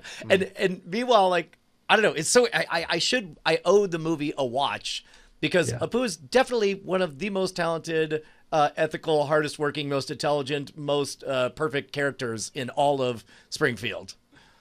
Except for his adultery. So, like, the point of Dan Wallace is Who on the Simpsons was not made fun of. The point of it was that in Simpsons and on TV, we only had one Indian character at all, and it's not like you had a range of characters go, well, he's the comedic one, and that's sort of the point. And I haven't seen the documentary try to brings up. It's like, you can say like, yeah, he's beloved, whatever, but he's this stereotype, and it's not like there was but in an NBC that we could watch the cop drama with the Indian cop who was starring it. No, we didn't have that. So if you're an Indian American kid, guess what? People only had one example, one reference to refer you to. Whereas if you were, if you're a white kid, guess what? There's clowns and there's heroes. There's all across the board. And I said, that's a really good point. And I think that's maybe something that hasn't been articulated as much. It's not that, some people say we just don't want to be made fun of. It's like, well, guess what? Everybody's getting made fun of. But if you're like, hey, fine to make fun of us, but let's have more examples besides just the clown examples. Right. Yeah. Yeah. And meanwhile, also, you remember the bowling episode when there's another team called the Stereotypes, and Apu's just like, they begged me to be on their team. They begged me. It was like the Italian guy. And Yeah. Yeah, the whole like Apu thing has been kind of a weird thing, because they like referenced it on like a recent episode. Well, and they did a really poor job of like, we're not going to address this probably ever. Or they were like, it was very weird. Like, I get that, like, it's something that came about over time, but to say, we're all going to collectively snub our noses at you. Well, and it's part two. It's when it's a show that has sort of become this.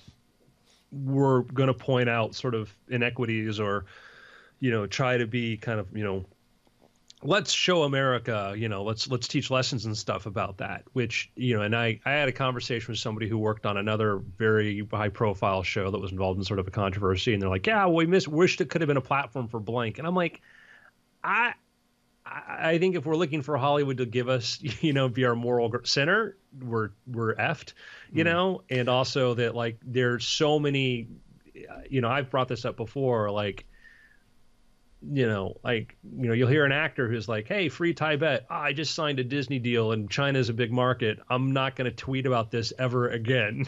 And it's like, wow, hypocritical much? So. Yeah, it's a tough situation. Yeah. But anyhow, I've not seen it, but I heard looking from parts of it, I'm like, man, maybe that's one we should endeavor to all watch at the same time and then have a discsion about. I think that'd be fun. I think we're all interested in it. I have an Indian friend I could watch it with too. So. Are you ready to go, Bri? Yeah, I'm good. You ready to go, Andrew? Yeah. It's a good question. We got a good question. I think it'll be a good jumping off point. All right. Then we're going to start After Things in 3, 2. Welcome to After Things. I'm Andrew Main, joined by Mr. Bryce Castillo. Hey, everybody. What's up, cool cats? And Mr. Brian Brushwood. Man, buying property is the hardest video game I ever played. I just got a quest that I'm going to have to ignore until after we do After Things. Oh, man. Yeah. I use Robinhood for like buying stocks, but I'm not a day trader. I made that decision a while ago. It's irrational, but also stressful. But having that ability to what is Robinhood? It's a mobile stock trading app, and they do free trades, right? It's usually free trades. I really dig it. I'll get a credit. It's really, I dig it. So yeah, they get people in because you know how they have, like, if you share or if someone signs up with your link, they give you real money to play with. Well, and so what they do is we're going to give you a random free share of a stock, and they're like, it's set up in such a way where it's like there's a list of that you might get, and there's some big name lists, there's some some big size ones like Apple, and there's some smaller. I think when I signed up with Sunbun's code, I got a free share of Sirius Radio. Right on. About $5. Yeah. But yeah, it looks really nice, and it's a pretty good stock trade. I think they just get cryptocurrencies, or no, they got futures or something. Something like that. Yeah. And so let me, since we're on the topic of this and we started the show, I'm going to make a little... No shame. I just got a text from Andrew Main. Join Robinhood and we'll both get a stock like Apple, Ford, or Sprint for free. No, Make sure to use my link. Well, yeah. You know what? Here, I'm in. I'm gonna click your link. I've never actually done that before, but I thought we had a conversation before on weird things. We talked about incomes, things like this, whatever. I'm going to make a statement, and some people will be like, it's easy for you to say whatever like this. I'm an entertainer, right? And I don't know. Brian, you wouldn't understand this. Bryce, you have no idea. When you're creative, you have a lot of ups and downs, a lot of unpredictability. Sure.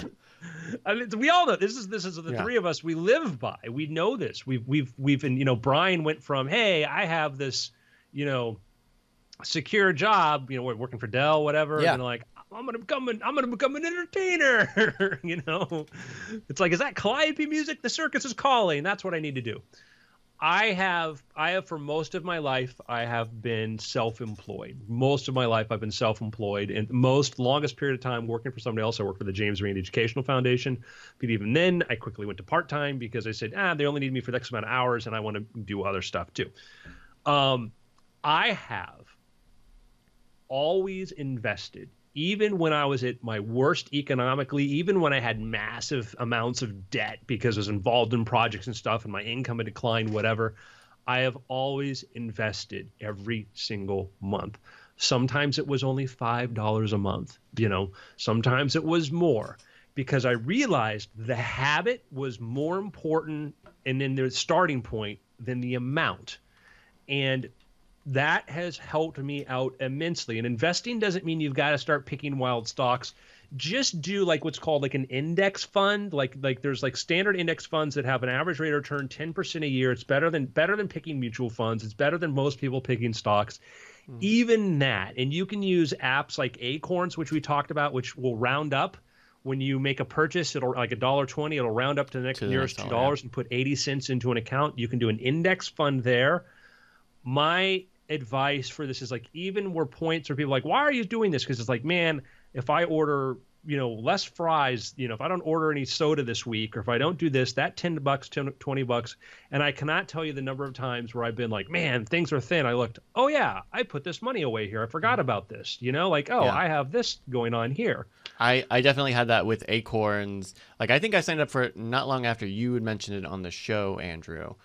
And when tax time came around this year, I was able to look into it and I was like, oh, I had a nice little helpful bundle of money in this Acorns, just because I had set it, it was doing the roundups, and then I think it was set to like automatically put in an extra like $20 or $50 a month, which over a year was a nice amount of change. And that's the sort of thing where it was invisible to me. I had set it up, and you can tell it like how aggressive you want your portfolio to be, and I did not see a lot of growth on it, but I was still putting money into it, and that money was being stored away safely. The peace of mind that comes with that is super important. And I forgive me, I know I've told this story before, but it's been a good 5 years, so I'll tell a very shortened version of it.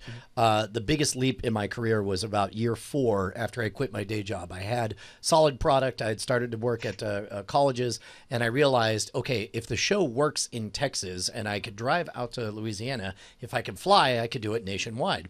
And so after a year of doing that, I'm like, oh my God, I've got all these showcases at local regional conferences. So I hired a full-time booking agent, and it's great. He started loading up my fall. Unfortunately, I was paying him starting in January, so all the gigs were there in the fall. And by the time we got to this is 3 or 4 years into me having quit my day job. And at the beginning of the adventure, it was the busiest I was ever going to be, the most travel, the most shows. I owed about $50,000 on everything because I had been paying, everyone but me. And but then I looked at the schedule and I ran all the numbers, and I say, if every single one of these shows comes through, if I don't suffer an injury or have a car crash or miss a gig or whatever, if I'm able to spend the next 6 months working the hardest I've ever worked, let me run the numbers, then my Christmas present to me will be, I will be worth $0. Like, I will make it back to zero. And that was a deeply disheartening thing. And so while we were on the road, Bonnie was like, look, man, if you're going to make this work, you need to become more financially literate. Let's go and spend $100 more of money we don't have at B. Dalton Booksellers, because it was late 90s.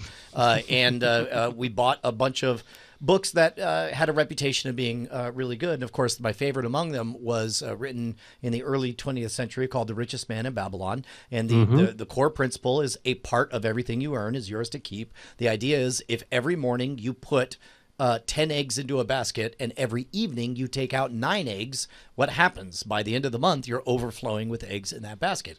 And so I reran the numbers, and I said, well, okay, let's say 10% of everything I touch, because this is another point.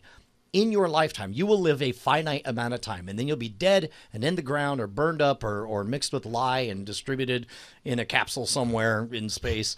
And there will be an accounting. There will be some number of dollars that pass through your fingers in that lifetime. And if you resolve right now, today, that 10% of all that money that ever touches your fingers is reserved to go to work for you. They're all soldiers. Some of them will be good. Some of them will not be so good. But you make a promise that 1 out of every $10 you ever touch goes into some account that and you'll make good bets, you'll make bad bets. But That's the difference between accumulating wealth and having an overflowing basket full of eggs. And specifically, the analogy they use is if let's say you go to work and you cross a bridge every single day. If you resolve to every single day pick up one stone and throw it over off that bridge, then not that you're going to skip it a few days and then one day you're going to grab a whole handful of pebbles and throw it, but just as a matter of habit, every single time you're touching money, you're crossing that bridge, you're tossing that stone into that bucket that's going to help work. Yeah, if you find yourself walking across the bridge and realize, oh, I forgot to do it today, you don't say tomorrow I'll do two. No, you walk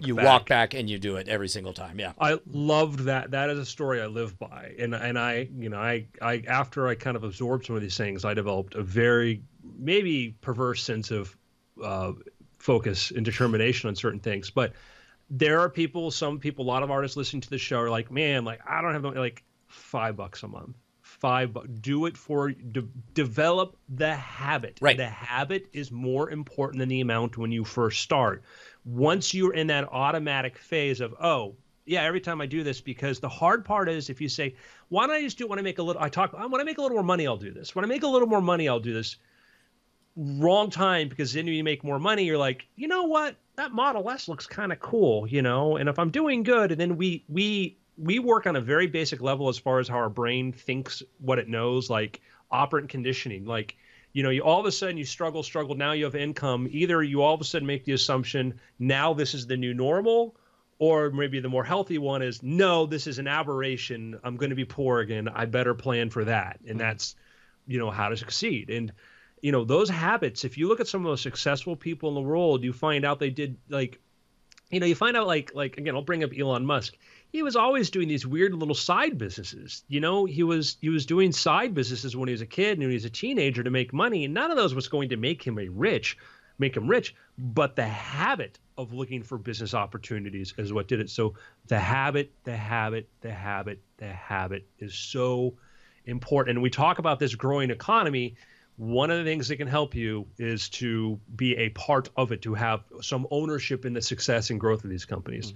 Mm-hmm. Somebody points out in the chat room, your bank has a program when you purchase something, it rounds to the account and adds it to your savings. Like in Bank of America, it's called Keep the Change. Oh, my cool. Advice, move that out of savings into look up like best index funds. Managed funds suck. They don't earn much. Index funds are sort of, they take like the top 500 biggest companies, they invest in that.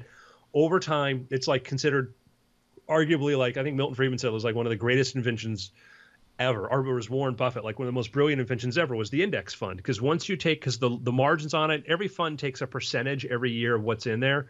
Like there's like Vanguard has this one index fund's 0.04%. It's a tiny thing because it's basically a robot does that. So yeah, don't leave your money. If you're looking to save it, don't leave it. Put money in savings for like, oh my gosh, I need car repairs tomorrow. But savings will pay you 2 or 3%. Savings interest rates are still low.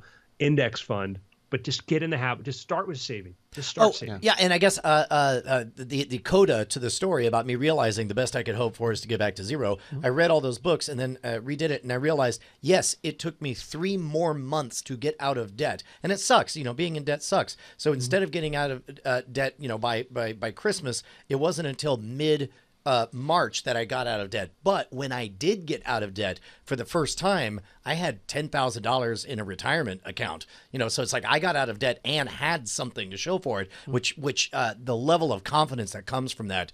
I never noticed the change on my lifestyle. I mean, I noticed the frustration that it took 3 months longer than I would have preferred to get back to zero. But even back to zero is a magical number where you suddenly have a war chest for disasters. Mm-hmm. Yeah. And then you start focusing on like, okay, because then you start going from I need to have a month's emergency income, then you start, well, I need to have 3 months, and then you start saying I want to get into a year's worth of income or this or that, and they're putting enough money away that's like, okay, if I get a tax hit, it's not going to materially affect me, whatever. But so any point is, don't wait to start it. Even when you're broke and you're in debt, perfect time to start doing that. Perfect time to start building the habit. Yeah, and that's the counterintuitive part, right? You would think that's the one time you can't possibly afford to pay yourself first. It is the most important time to start that habit. Yep. And like you were saying, if it's $5, if it's $1, if you can put it somewhere, then start doing it now. Yeah. Because then you treat it as future you money. You know, Right. there's future you. It's future you money. It's this, or it's if you're gonna have kids or a family one day. Or it's house money, or it's this. Once you treat it as that, no, that belongs to this. It's not just I have a one pile of money. It's like no, start breaking that, money up into things, and then it's, one of my favorite Elon Musk stories was Musk learned a lesson, which was he knew that he was no matter what after he sold PayPal and he was wealthy, he had already sold a previous company, Zip2. He knew that, okay, he could always sort of end up back on top again, and he had wealthy friends and stuff like that. And so he said, okay, what was most important to him at that point? At that point, once he had a sense of security, was building Tesla, building SpaceX.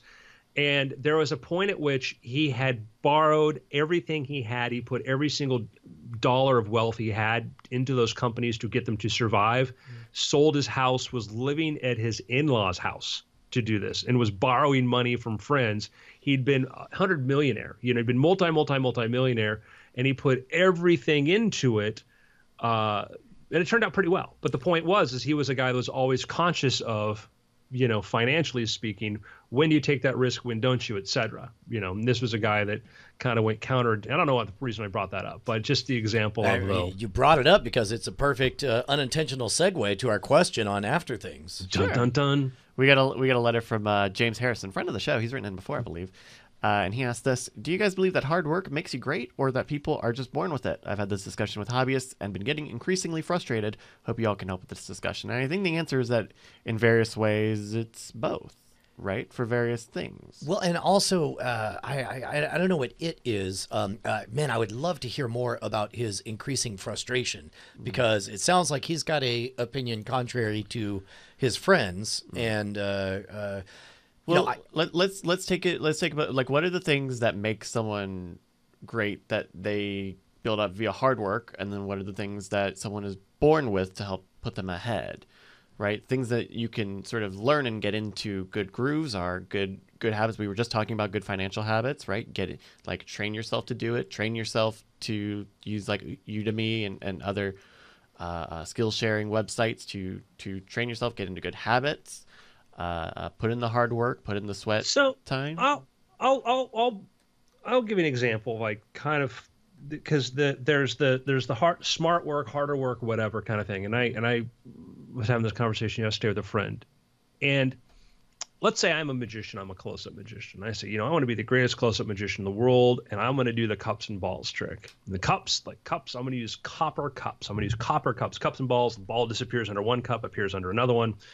And but you know what? I need to have the best cups in the world. So I'm going to learn how to operate a lathe so I can spin and make my own copper cups. I'm going to do that. And I'm going to spend, probably 30 hours learning how to operate a lathe. I'm going to spend 100 hours making the perfect cups or the perfect group. So now I have the perfect cups for cups and balls.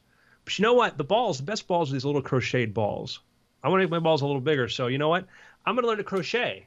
So I can make my own balls for my cups and balls, make them the perfect size, fits in my palm, whatever. This is wonderful. Okay. Now I need a close-up mat. I went to every carpet store, every material in the world, and I found the perfect close-up mat to do this on. I went to an expo to find this thing. I found this. Now I needed to find the right wood. I actually went down to South America and I looked at actually teak trees, other sorts of, forms of, exotic woods. And I found the perfect wood to mount my close-up map on. Now I need the perfect suit. Went to Italy. Of course, you need a suit. Italy. Yeah, I need a suit. Gotta have a suit. I can't just go to buy off the rack material. I went to Italy, talked to a suit maker, a tailor, had a wonderful suit made there, had a wonderfully tailored fit to me perfectly. I've put in the work, guys.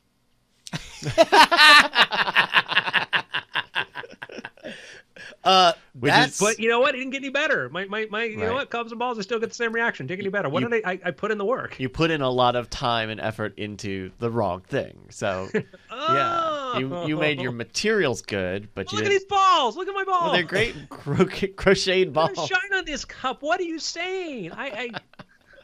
James is in the chat right now, and he says that the people he speaks to, they think somebody is just born lucky as opposed to training yourself to be great at something.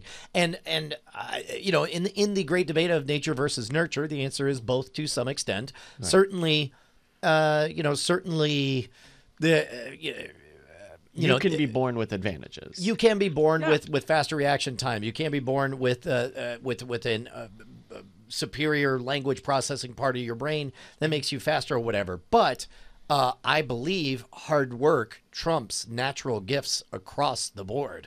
Oh, go ahead. Yeah, in most cases, I'd say let's use Justin, who's not here. Justin's got a great voice. Justin has a funny voice. I've tested this. Justin can say just about anything and get a laugh. Okay, he could stand up at a movie theater and go, "Hey, it's on fire," and people are like, "Ha, he's hilarious." Okay. Or that one time he says, "Guys, I'm feeling really lonely. I would love some support." And then everyone just laughed at him. Right? It's and hilarious. Part of it is, if you break down like what makes for funny voices or entertaining, he has the timbre, the things about his voice are when you look at like, oh, who are other funny comedians or people? He has that voice. He has that comedic sort of voice that works for that. Justin never trained it. Justin never spent any time trying to practice or try to work on it. It's just a thing he was born with. It's like somebody who's born good looking. You could work out all you want, but doesn't mean that you're going to be, as good looking as, whoever, insert famous, popular Chris Hemsworth. Okay. I can work out all I want. I'm not gonna look like Thor. It just ain't gonna happen. Even his brother, it's not gonna happen. That being said, doesn't mean you can't be a great actor by training. Doesn't mean you can't be a great comedian if you weren't born with these qualities. There are a number of people, some of the best people in some fields were the outsiders, were the people that they said, no, you don't have this. You don't have what it takes. And to Brian's point, they worked their asses off and they became an unconventional success in some ways because they became more aware of what it takes to be a success. I might have mentioned this on After Things at some point, and one of these days I'm going to chase the so-called white rabbit of trying to find the footage of it. But in the mid-'80s, I want to say there was like a Showtime featurette on probably Footloose or something, and it was Kevin Bacon being interviewed, and Kevin Bacon says, "I'm not a gifted actor, so I just have to work harder than everyone else, and that's okay." And I thought that was remarkable for somebody in his position to just say like, no. I mean, it's cool. I mean, some people are really gifted and it just comes to them and they have that. I don't. So I just have to work harder than everyone else. And that really stuck with me. And every time I've encountered something that I'm bad at, you've heard me say this before, I just try to find a safe place to be bad so I can become good, or figure out that my natural gifts don't take me in that direction. When I quit my day job working at Dell, it was a case of like, okay, if I want to get into computer video game designs and animation, what are the things you need? Well, you need, technical background, got it. The ability to think in systems, got it. You want to have a passion for it, got it. And you also need the ability to focus tediously for extended periods of time. Like, I'm pretty sure I can do that. And they're like, well, what are your other natural gifts? Like, oh, I like telling jokes and being funny and talking in front of groups of people. Like, yeah, none of that matters for this. And it's like, well, I also like to travel. It's like, so what? That doesn't count. And then, and then after taking a tour of what I perceive my natural gifts and interests to be, I realized, well, you may not think magic is as cool as video games, but it really looks like your natural gifts say you should give magic a try. And it turned out to be the right call. So I guess there are two things. You land on the target. Did you land on the target because you were gifted with the things that it took to get there? Or did you land on the target because you were flexible on what target you wanted to land on, and instead you identified, what I want is something with a lot of autonomy that allows me to be creative, that plays to my natural gifts. Oh, I guess it happens to be magic.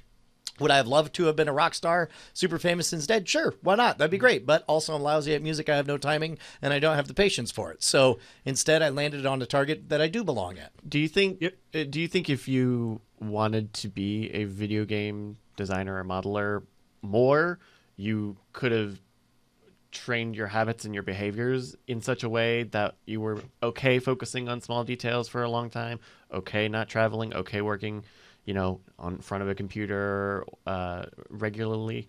And this is getting into very hypothetical territory. But do you think if that was a deep-seated desire to be that person, you could have taken the things that you are good at and are in that avenue, and the things that you're not good at, and worked further towards that? Here's what I because think any landing spot is the sum of multiple vectors, not just direction? I think where I would have ended up was in this alternate career path. I think that I would try to do 3D modeling and animation because that's what I really enjoy doing. But I think in a million little ways, in whatever organization I was at, I would find myself, there'll be these little opportunities where somebody said, hey, we need somebody to meet with the client or with our rep from Autodesk so that we can find about, just go have lunch with them, find out what's in the 3.0 patch for 3D Studio Max and come back and tell the rest of us who wants to do it. I feel like, my hand would raise up and then I would do that and I would tell the rest of the gang and I would still be doing my job, but it would be just closer to my natural set of gifts. And then over a 20-year period, I could see myself getting, farther and farther to the more people-sided part of it, and then all of a sudden I find myself still part of the organization, still working in the field that I want to work on, but doing something that is more compatible with my natural gifts. Yeah. And that's, often you find that, you want to get into a thing and you think a thing is just one set of skills.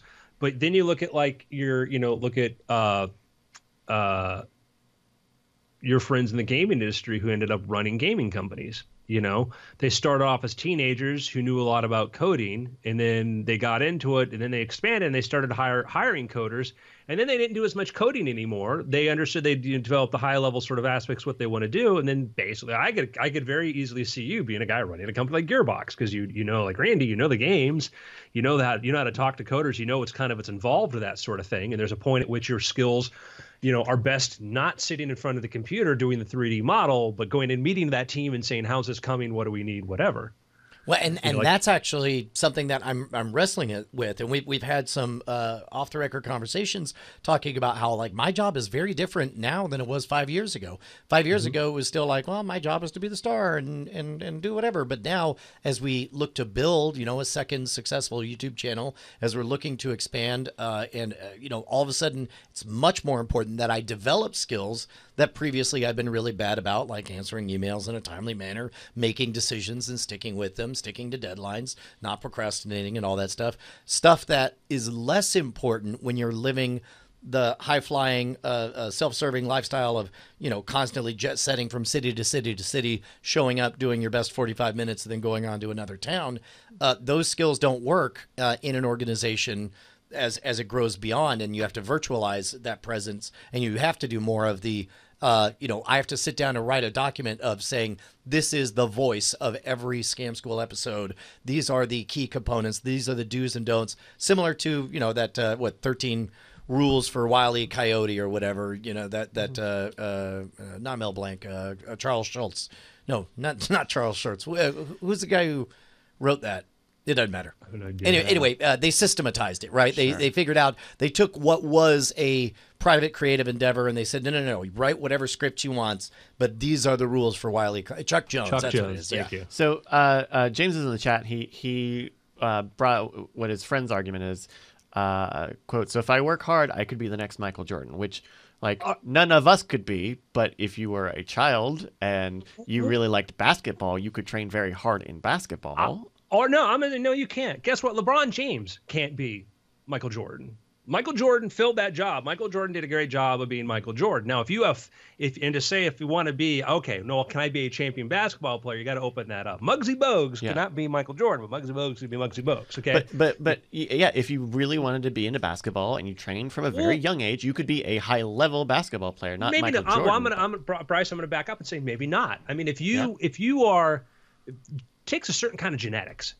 Takes fast twitch fiber, whatever. Sure. It takes a certain kind of genetics, and if you do not have those genetics, you're not going to be the NBA. You will not be the NBA. Absolutely, I will say absolutely categorically, hey, I was born with cerebral palsy. Yeah, guess what? You're not going to be the NBA. Not in this world. It's not going to happen. Okay, so I'm going to say there are certain things you can say. Yeah, if you choose this really, really, really specific thing, no, you're not going to hit it. But if you say success. Or maybe success in some form of athletics. So I'll give an example. Okay, one of the people I think is an amazing story, complicated now, but this is a guy that he liked soccer, played soccer, tried soccer, was really good at soccer. Not maybe borderline could have gone pro, but in like a European league, but would not have dominated the sport because he just didn't have the right build for it. Okay, like skiing, was a really good skiing, could out ski most people, but could not quite. Wasn't able to go with, wanted to become like a champion skier, could not become a skier because just physically was limited there. Got into weightlifting and tried strongman competitions and was strong enough to win sort of local things, did not have the build to be a strongest man in the world. So he found the one little sport, the one sort of underobserved sort of little area. He said, you know what, this I can go do because I could probably be the best at that. And Arnold Schwarzenegger chose bodybuilding. And Arnold Schwarzenegger now is more famous than any skier we can name, any strongman, any soccer, just about any soccer player. He became huge and became an amazing success story. He had to find the one thing because he had the athletics. He was extremely athletic, but nothing. He realized, I'm still not going to be this, but he found this one sport that he could do, that it was a tiny sport. He made the sport bigger. And then when he left, it shrank. Mm-hmm. And what's interesting is from his perspective, it looked like he was looking at a menu of targets and he just picked, I'm not going to say the softest target, but a soft target where he's like, yeah, I perceive that there's not enough competitors in this field for it to be as robust. I feel, and to be honest, that's why I picked Magic, is because, Magic, there just weren't very many magicians. It was not as competitive a tournament as it is to be an actor, a leading movie star, or a politician or any of that other stuff. I felt like this is something that I could start late, air quotes, at the age of 18 and be at the top of my game at, 20 years down the road and do well into my 60s and still be at the top of my game. So James Harrison pulled me into this reference there. And I'm going to say that to Magic, to Brian's point, same thing for me. As I looked around, I said, you know what? If I want to be an actor, I'd have to be a director because nobody else will cast me. I looked at Magic. I said, you know what? The people in Magic most of them aren't trying hard enough. Everybody I know who had a modicum of common sense, who tried hard, was doing really well.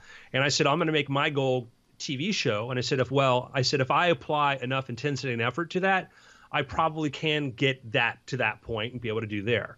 And so that was me saying, all right, let me choose a field that's not, there are a lot of people in it are competing, but they're not competing at the level of which they really could be or working. Or I would talk to other people working and I'm like, why don't you read these magazines on this industry? Why don't you know who these people are? Why haven't you read how these budgets work? It's not hard to have more information about how these things are made. Came to writing. So James Harrison brings up, I guess his friends are really talking about writing or picking up writing. I never wrote a novel until 7 years ago. I didn't think I could finish a novel. I had no idea that I could do that. And I can tell you that 8 years ago, I could not. 8 years ago, I did not have it in me to sit down from start to finish and write 80 or 90,000 words. I was not capable of it. I had to train myself to be capable of it. And I had to do it from my own approach. I was not a person who's a natural diarist. I don't write every single day. I had to look and say, how will I do this?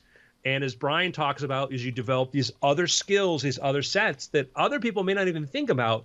I got really into outlining and breaking things down in structure. I made myself an extreme student of structure. Now I teach this to people, working in the industry out here who've been, written like big hit movies and stuff. It's like I coach people on some of the stuff now because I taught myself out of need I have to understand this. I can't just say I got it because some writers just naturally get it. So your friends are idiots. Your friends are idiots. But okay? no, I would say to go back, like if we're trying to be in James's position and you have someone saying, could you, if I worked hard, I could be the next Michael Jordan. You are a professional writer. Would you say in parallel to athleticism, you would be a Michael Jordan level? Like you still do well for yourself. You're still a professional writer. The Michael, and they say like, well, there's James Patterson, there's Stephen King, there's Clive Cussler, there's John Grisham. There are all these different things, but guess what? You're not going to be the other person. When David Copperfield got into Magic, he did not say, I want to be the next Doug Henning. He did not say, I want to be the next Blackstone. He carved his own niche for himself, and David became a phenomenon that was bigger than anybody else before him. Me, no, I'm not at those levels of those guys, but I'm also, the thing too is like I got into this I started taking writing seriously 7 years ago. In the span of that time, I also, started my own Magic television series doing this. I also did a bunch of other things totally unrelated to writing. Writing was not my full-time gig. Writing was a part-time thing. It continues to be a part-time thing for me while I work on other stuff. But I managed to get the Thriller Award nomination. I managed to get the Edgar Award nomination. I managed to come very close to some of like the Edgar.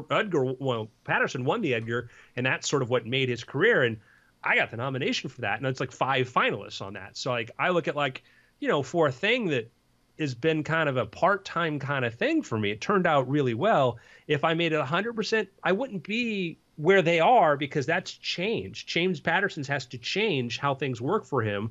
I have to choose a new target to try to be. So here's an interesting mashup of the question because it's presented as an either or. Either hard work makes you great or you're born with it. Which I don't think any of us would say it's an either or. Correct, but I would say there's one underneath the other. For example, I think that there might be a genetic component to the appetite for repeated failure that I have that other people don't have a taste for. Brian loves failure. What's that? Brian loves failure. Well, it certainly seems to roll off my back better than a lot of other people. I'm sure I've done performances that there are people in the audience thinking like I would eat a bullet rather than experience what this guy on stage is going through right now as I feel the seething hatred for this mismatch of what he's performing and what this audience is doing. And then meanwhile on stage, I happen to be all like, oh, this isn't going well at all. Whatever, show will be over and I'll be in a different state in about 24 hours. That's fine. And in that regard, it's not like I decided to cause myself to be one way or the other. I just knew that having bad gigs was part of the price to pay to get to where I wanted to be. 100%. I mean, that was, I applied a lot of my lessons before when I started writing. I was very lucky. My first year of writing, I had an amazing amount of success of going from, self-published to publishing deals to hitting the top 10 best-selling authors in the United States, the UK, movie deals, all this stuff. But it's not because I wrote one book and I got lucky. It's because I said, man, I'm going to have to make a lot of mistakes. I'm just going to write a bunch of books. I wrote 10 books in that first 12, 14 months. I wrote 10 books because I knew I got to fail a lot. And I'm like, I don't want to spend 10 years failing. I want to get those failures out of the way while nobody's paying attention and just get at it. And, that was a way to do it. People, man, like so many people limit. I'm like, I don't want this to suck. Well, if you never finish it, good news. It won't suck. It won't exist, but you'll never get closer to it. Yeah. So.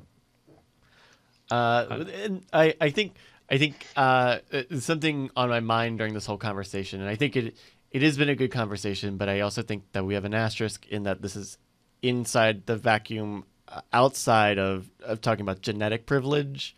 Right. I don't think three white guys talking about whether you're being born advantageous or not. Sure. This conversation is maybe separate from that discussion. Well, I'm going to call BS on that. I will say that yes, in TV, absolutely, I got opportunities there, whatever, because I fit a profile demographic. When you write a book, nobody knows who you are. Nobody knows who you are.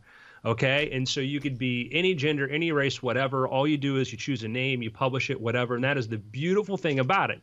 Now you could say, but I had these wonderful opportunities for people to teach me about this. Maybe, but then you can get into all these wonderful things. There's so many people. Literature is one of these places where we've had people from so many backgrounds from around the world that have done amazing, wonderful things. It's not dominated. You've got entire genres that they're like almost no males in it because it's dominated by other people, whatever. So like I think that certain cases, but there are some things where the playing field is so leveled that to pull the privilege card, I say BS. No, what I'm saying is that our discussion has been separate from that. I don't. Okay. I wasn't chastising anybody. I was saying okay. Yeah. He was pointing out that there are places where it is not level and there is privilege, and that we did not address that. But this discussion has been outside of that. Outside of the interesting fact that Magic really is still waiting for its great female superstar. I'm convinced that the next Magic superstar is going to be a lady, and I can't wait for it.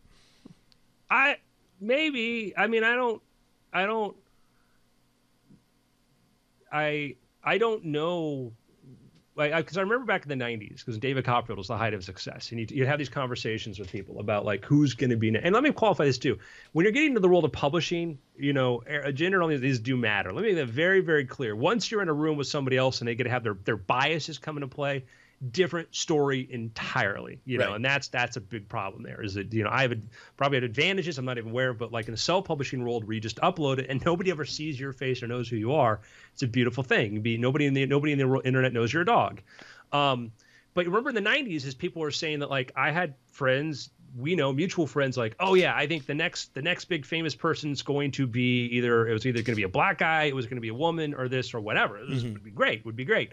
The next two most famous magicians in the world were David Blaine, another David, you know, from the New York, New Jersey area, and then Chris Angel. And it was neither of which. Now, it would be neat to have, you know, it would be neat to have more voices, more people doing it. It just didn't happen. And I got into like, well, what are the reasons for it? It's like out here in LA, I know a lot of, there are no more girl magicians here than anywhere else.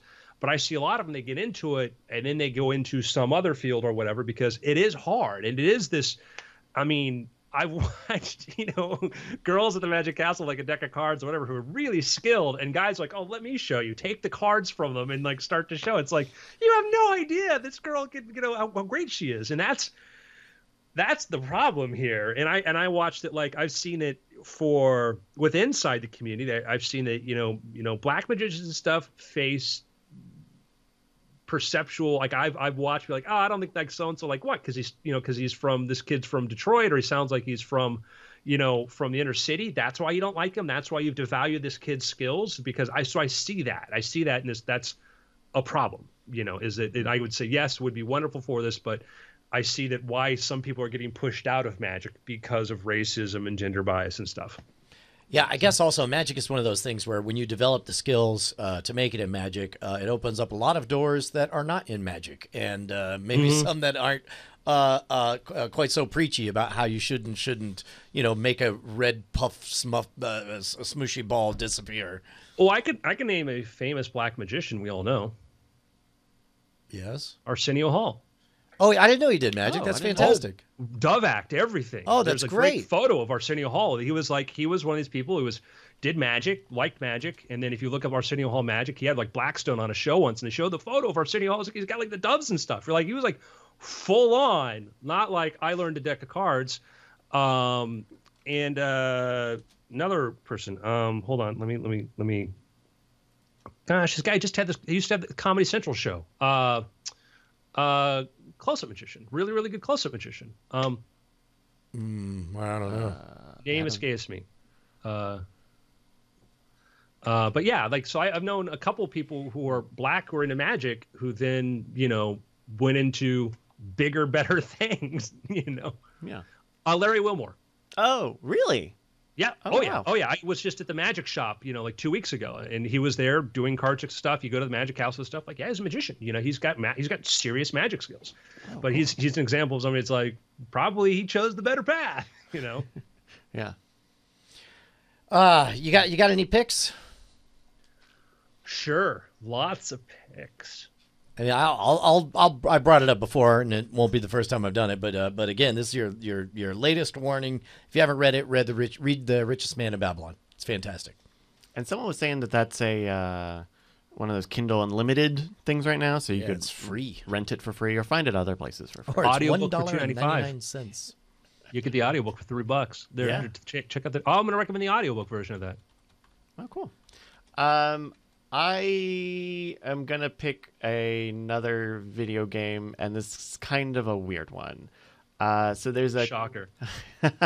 there's a company out there that takes retro, like Neo. This is like a series of Neo Geo games, and reports them for modern consoles. And they just had a new port come out of this really weird game called Money Puzzle Exchanger. And it's kind of similar to like a puzzle, puzzle bobble sort of game. You are like you have this game field of different denominations of coins. Yeah. And you pick up coins from lanes and move them into other lanes to like exchange them up. So you would take 5 10-cent coins and put them into a 50-cent coin.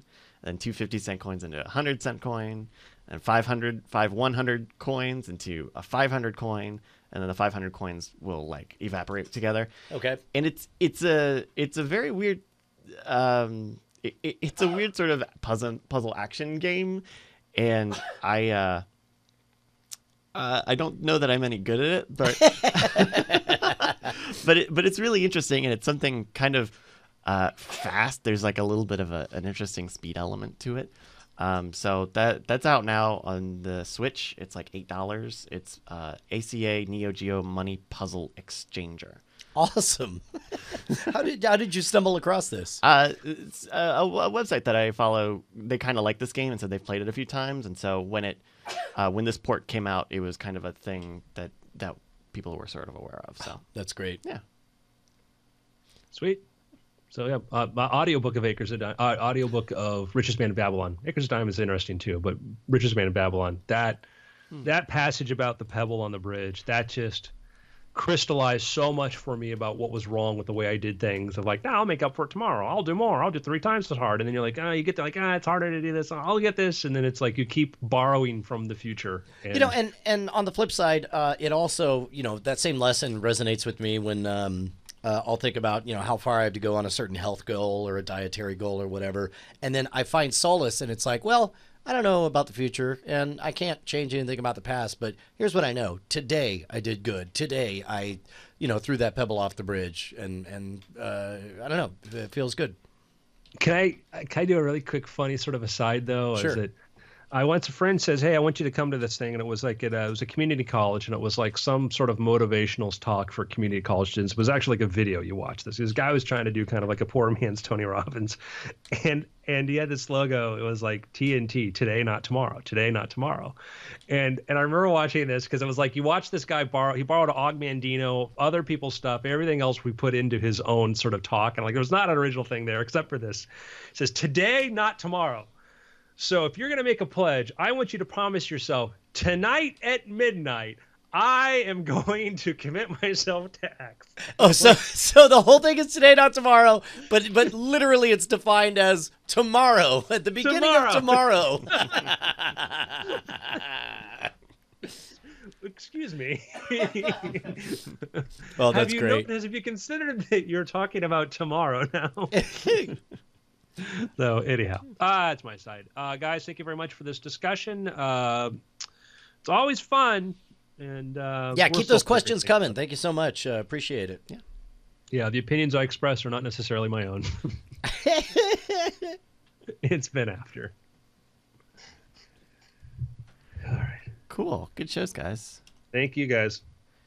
Yeah, you got it. I'm gonna see if I can. I think. Yeah, I think we have to hustle to do Bye. some stuff. But yeah. Bye, Andrew. Thank you so much. Very good show. And thank you everybody who's watching. We will be back in a few hours with Chord Killers with Brian Ibbott of Coverfill fame. Oh, it's gonna be great. So check that out. This channel in about 2 hours. Bye, everybody.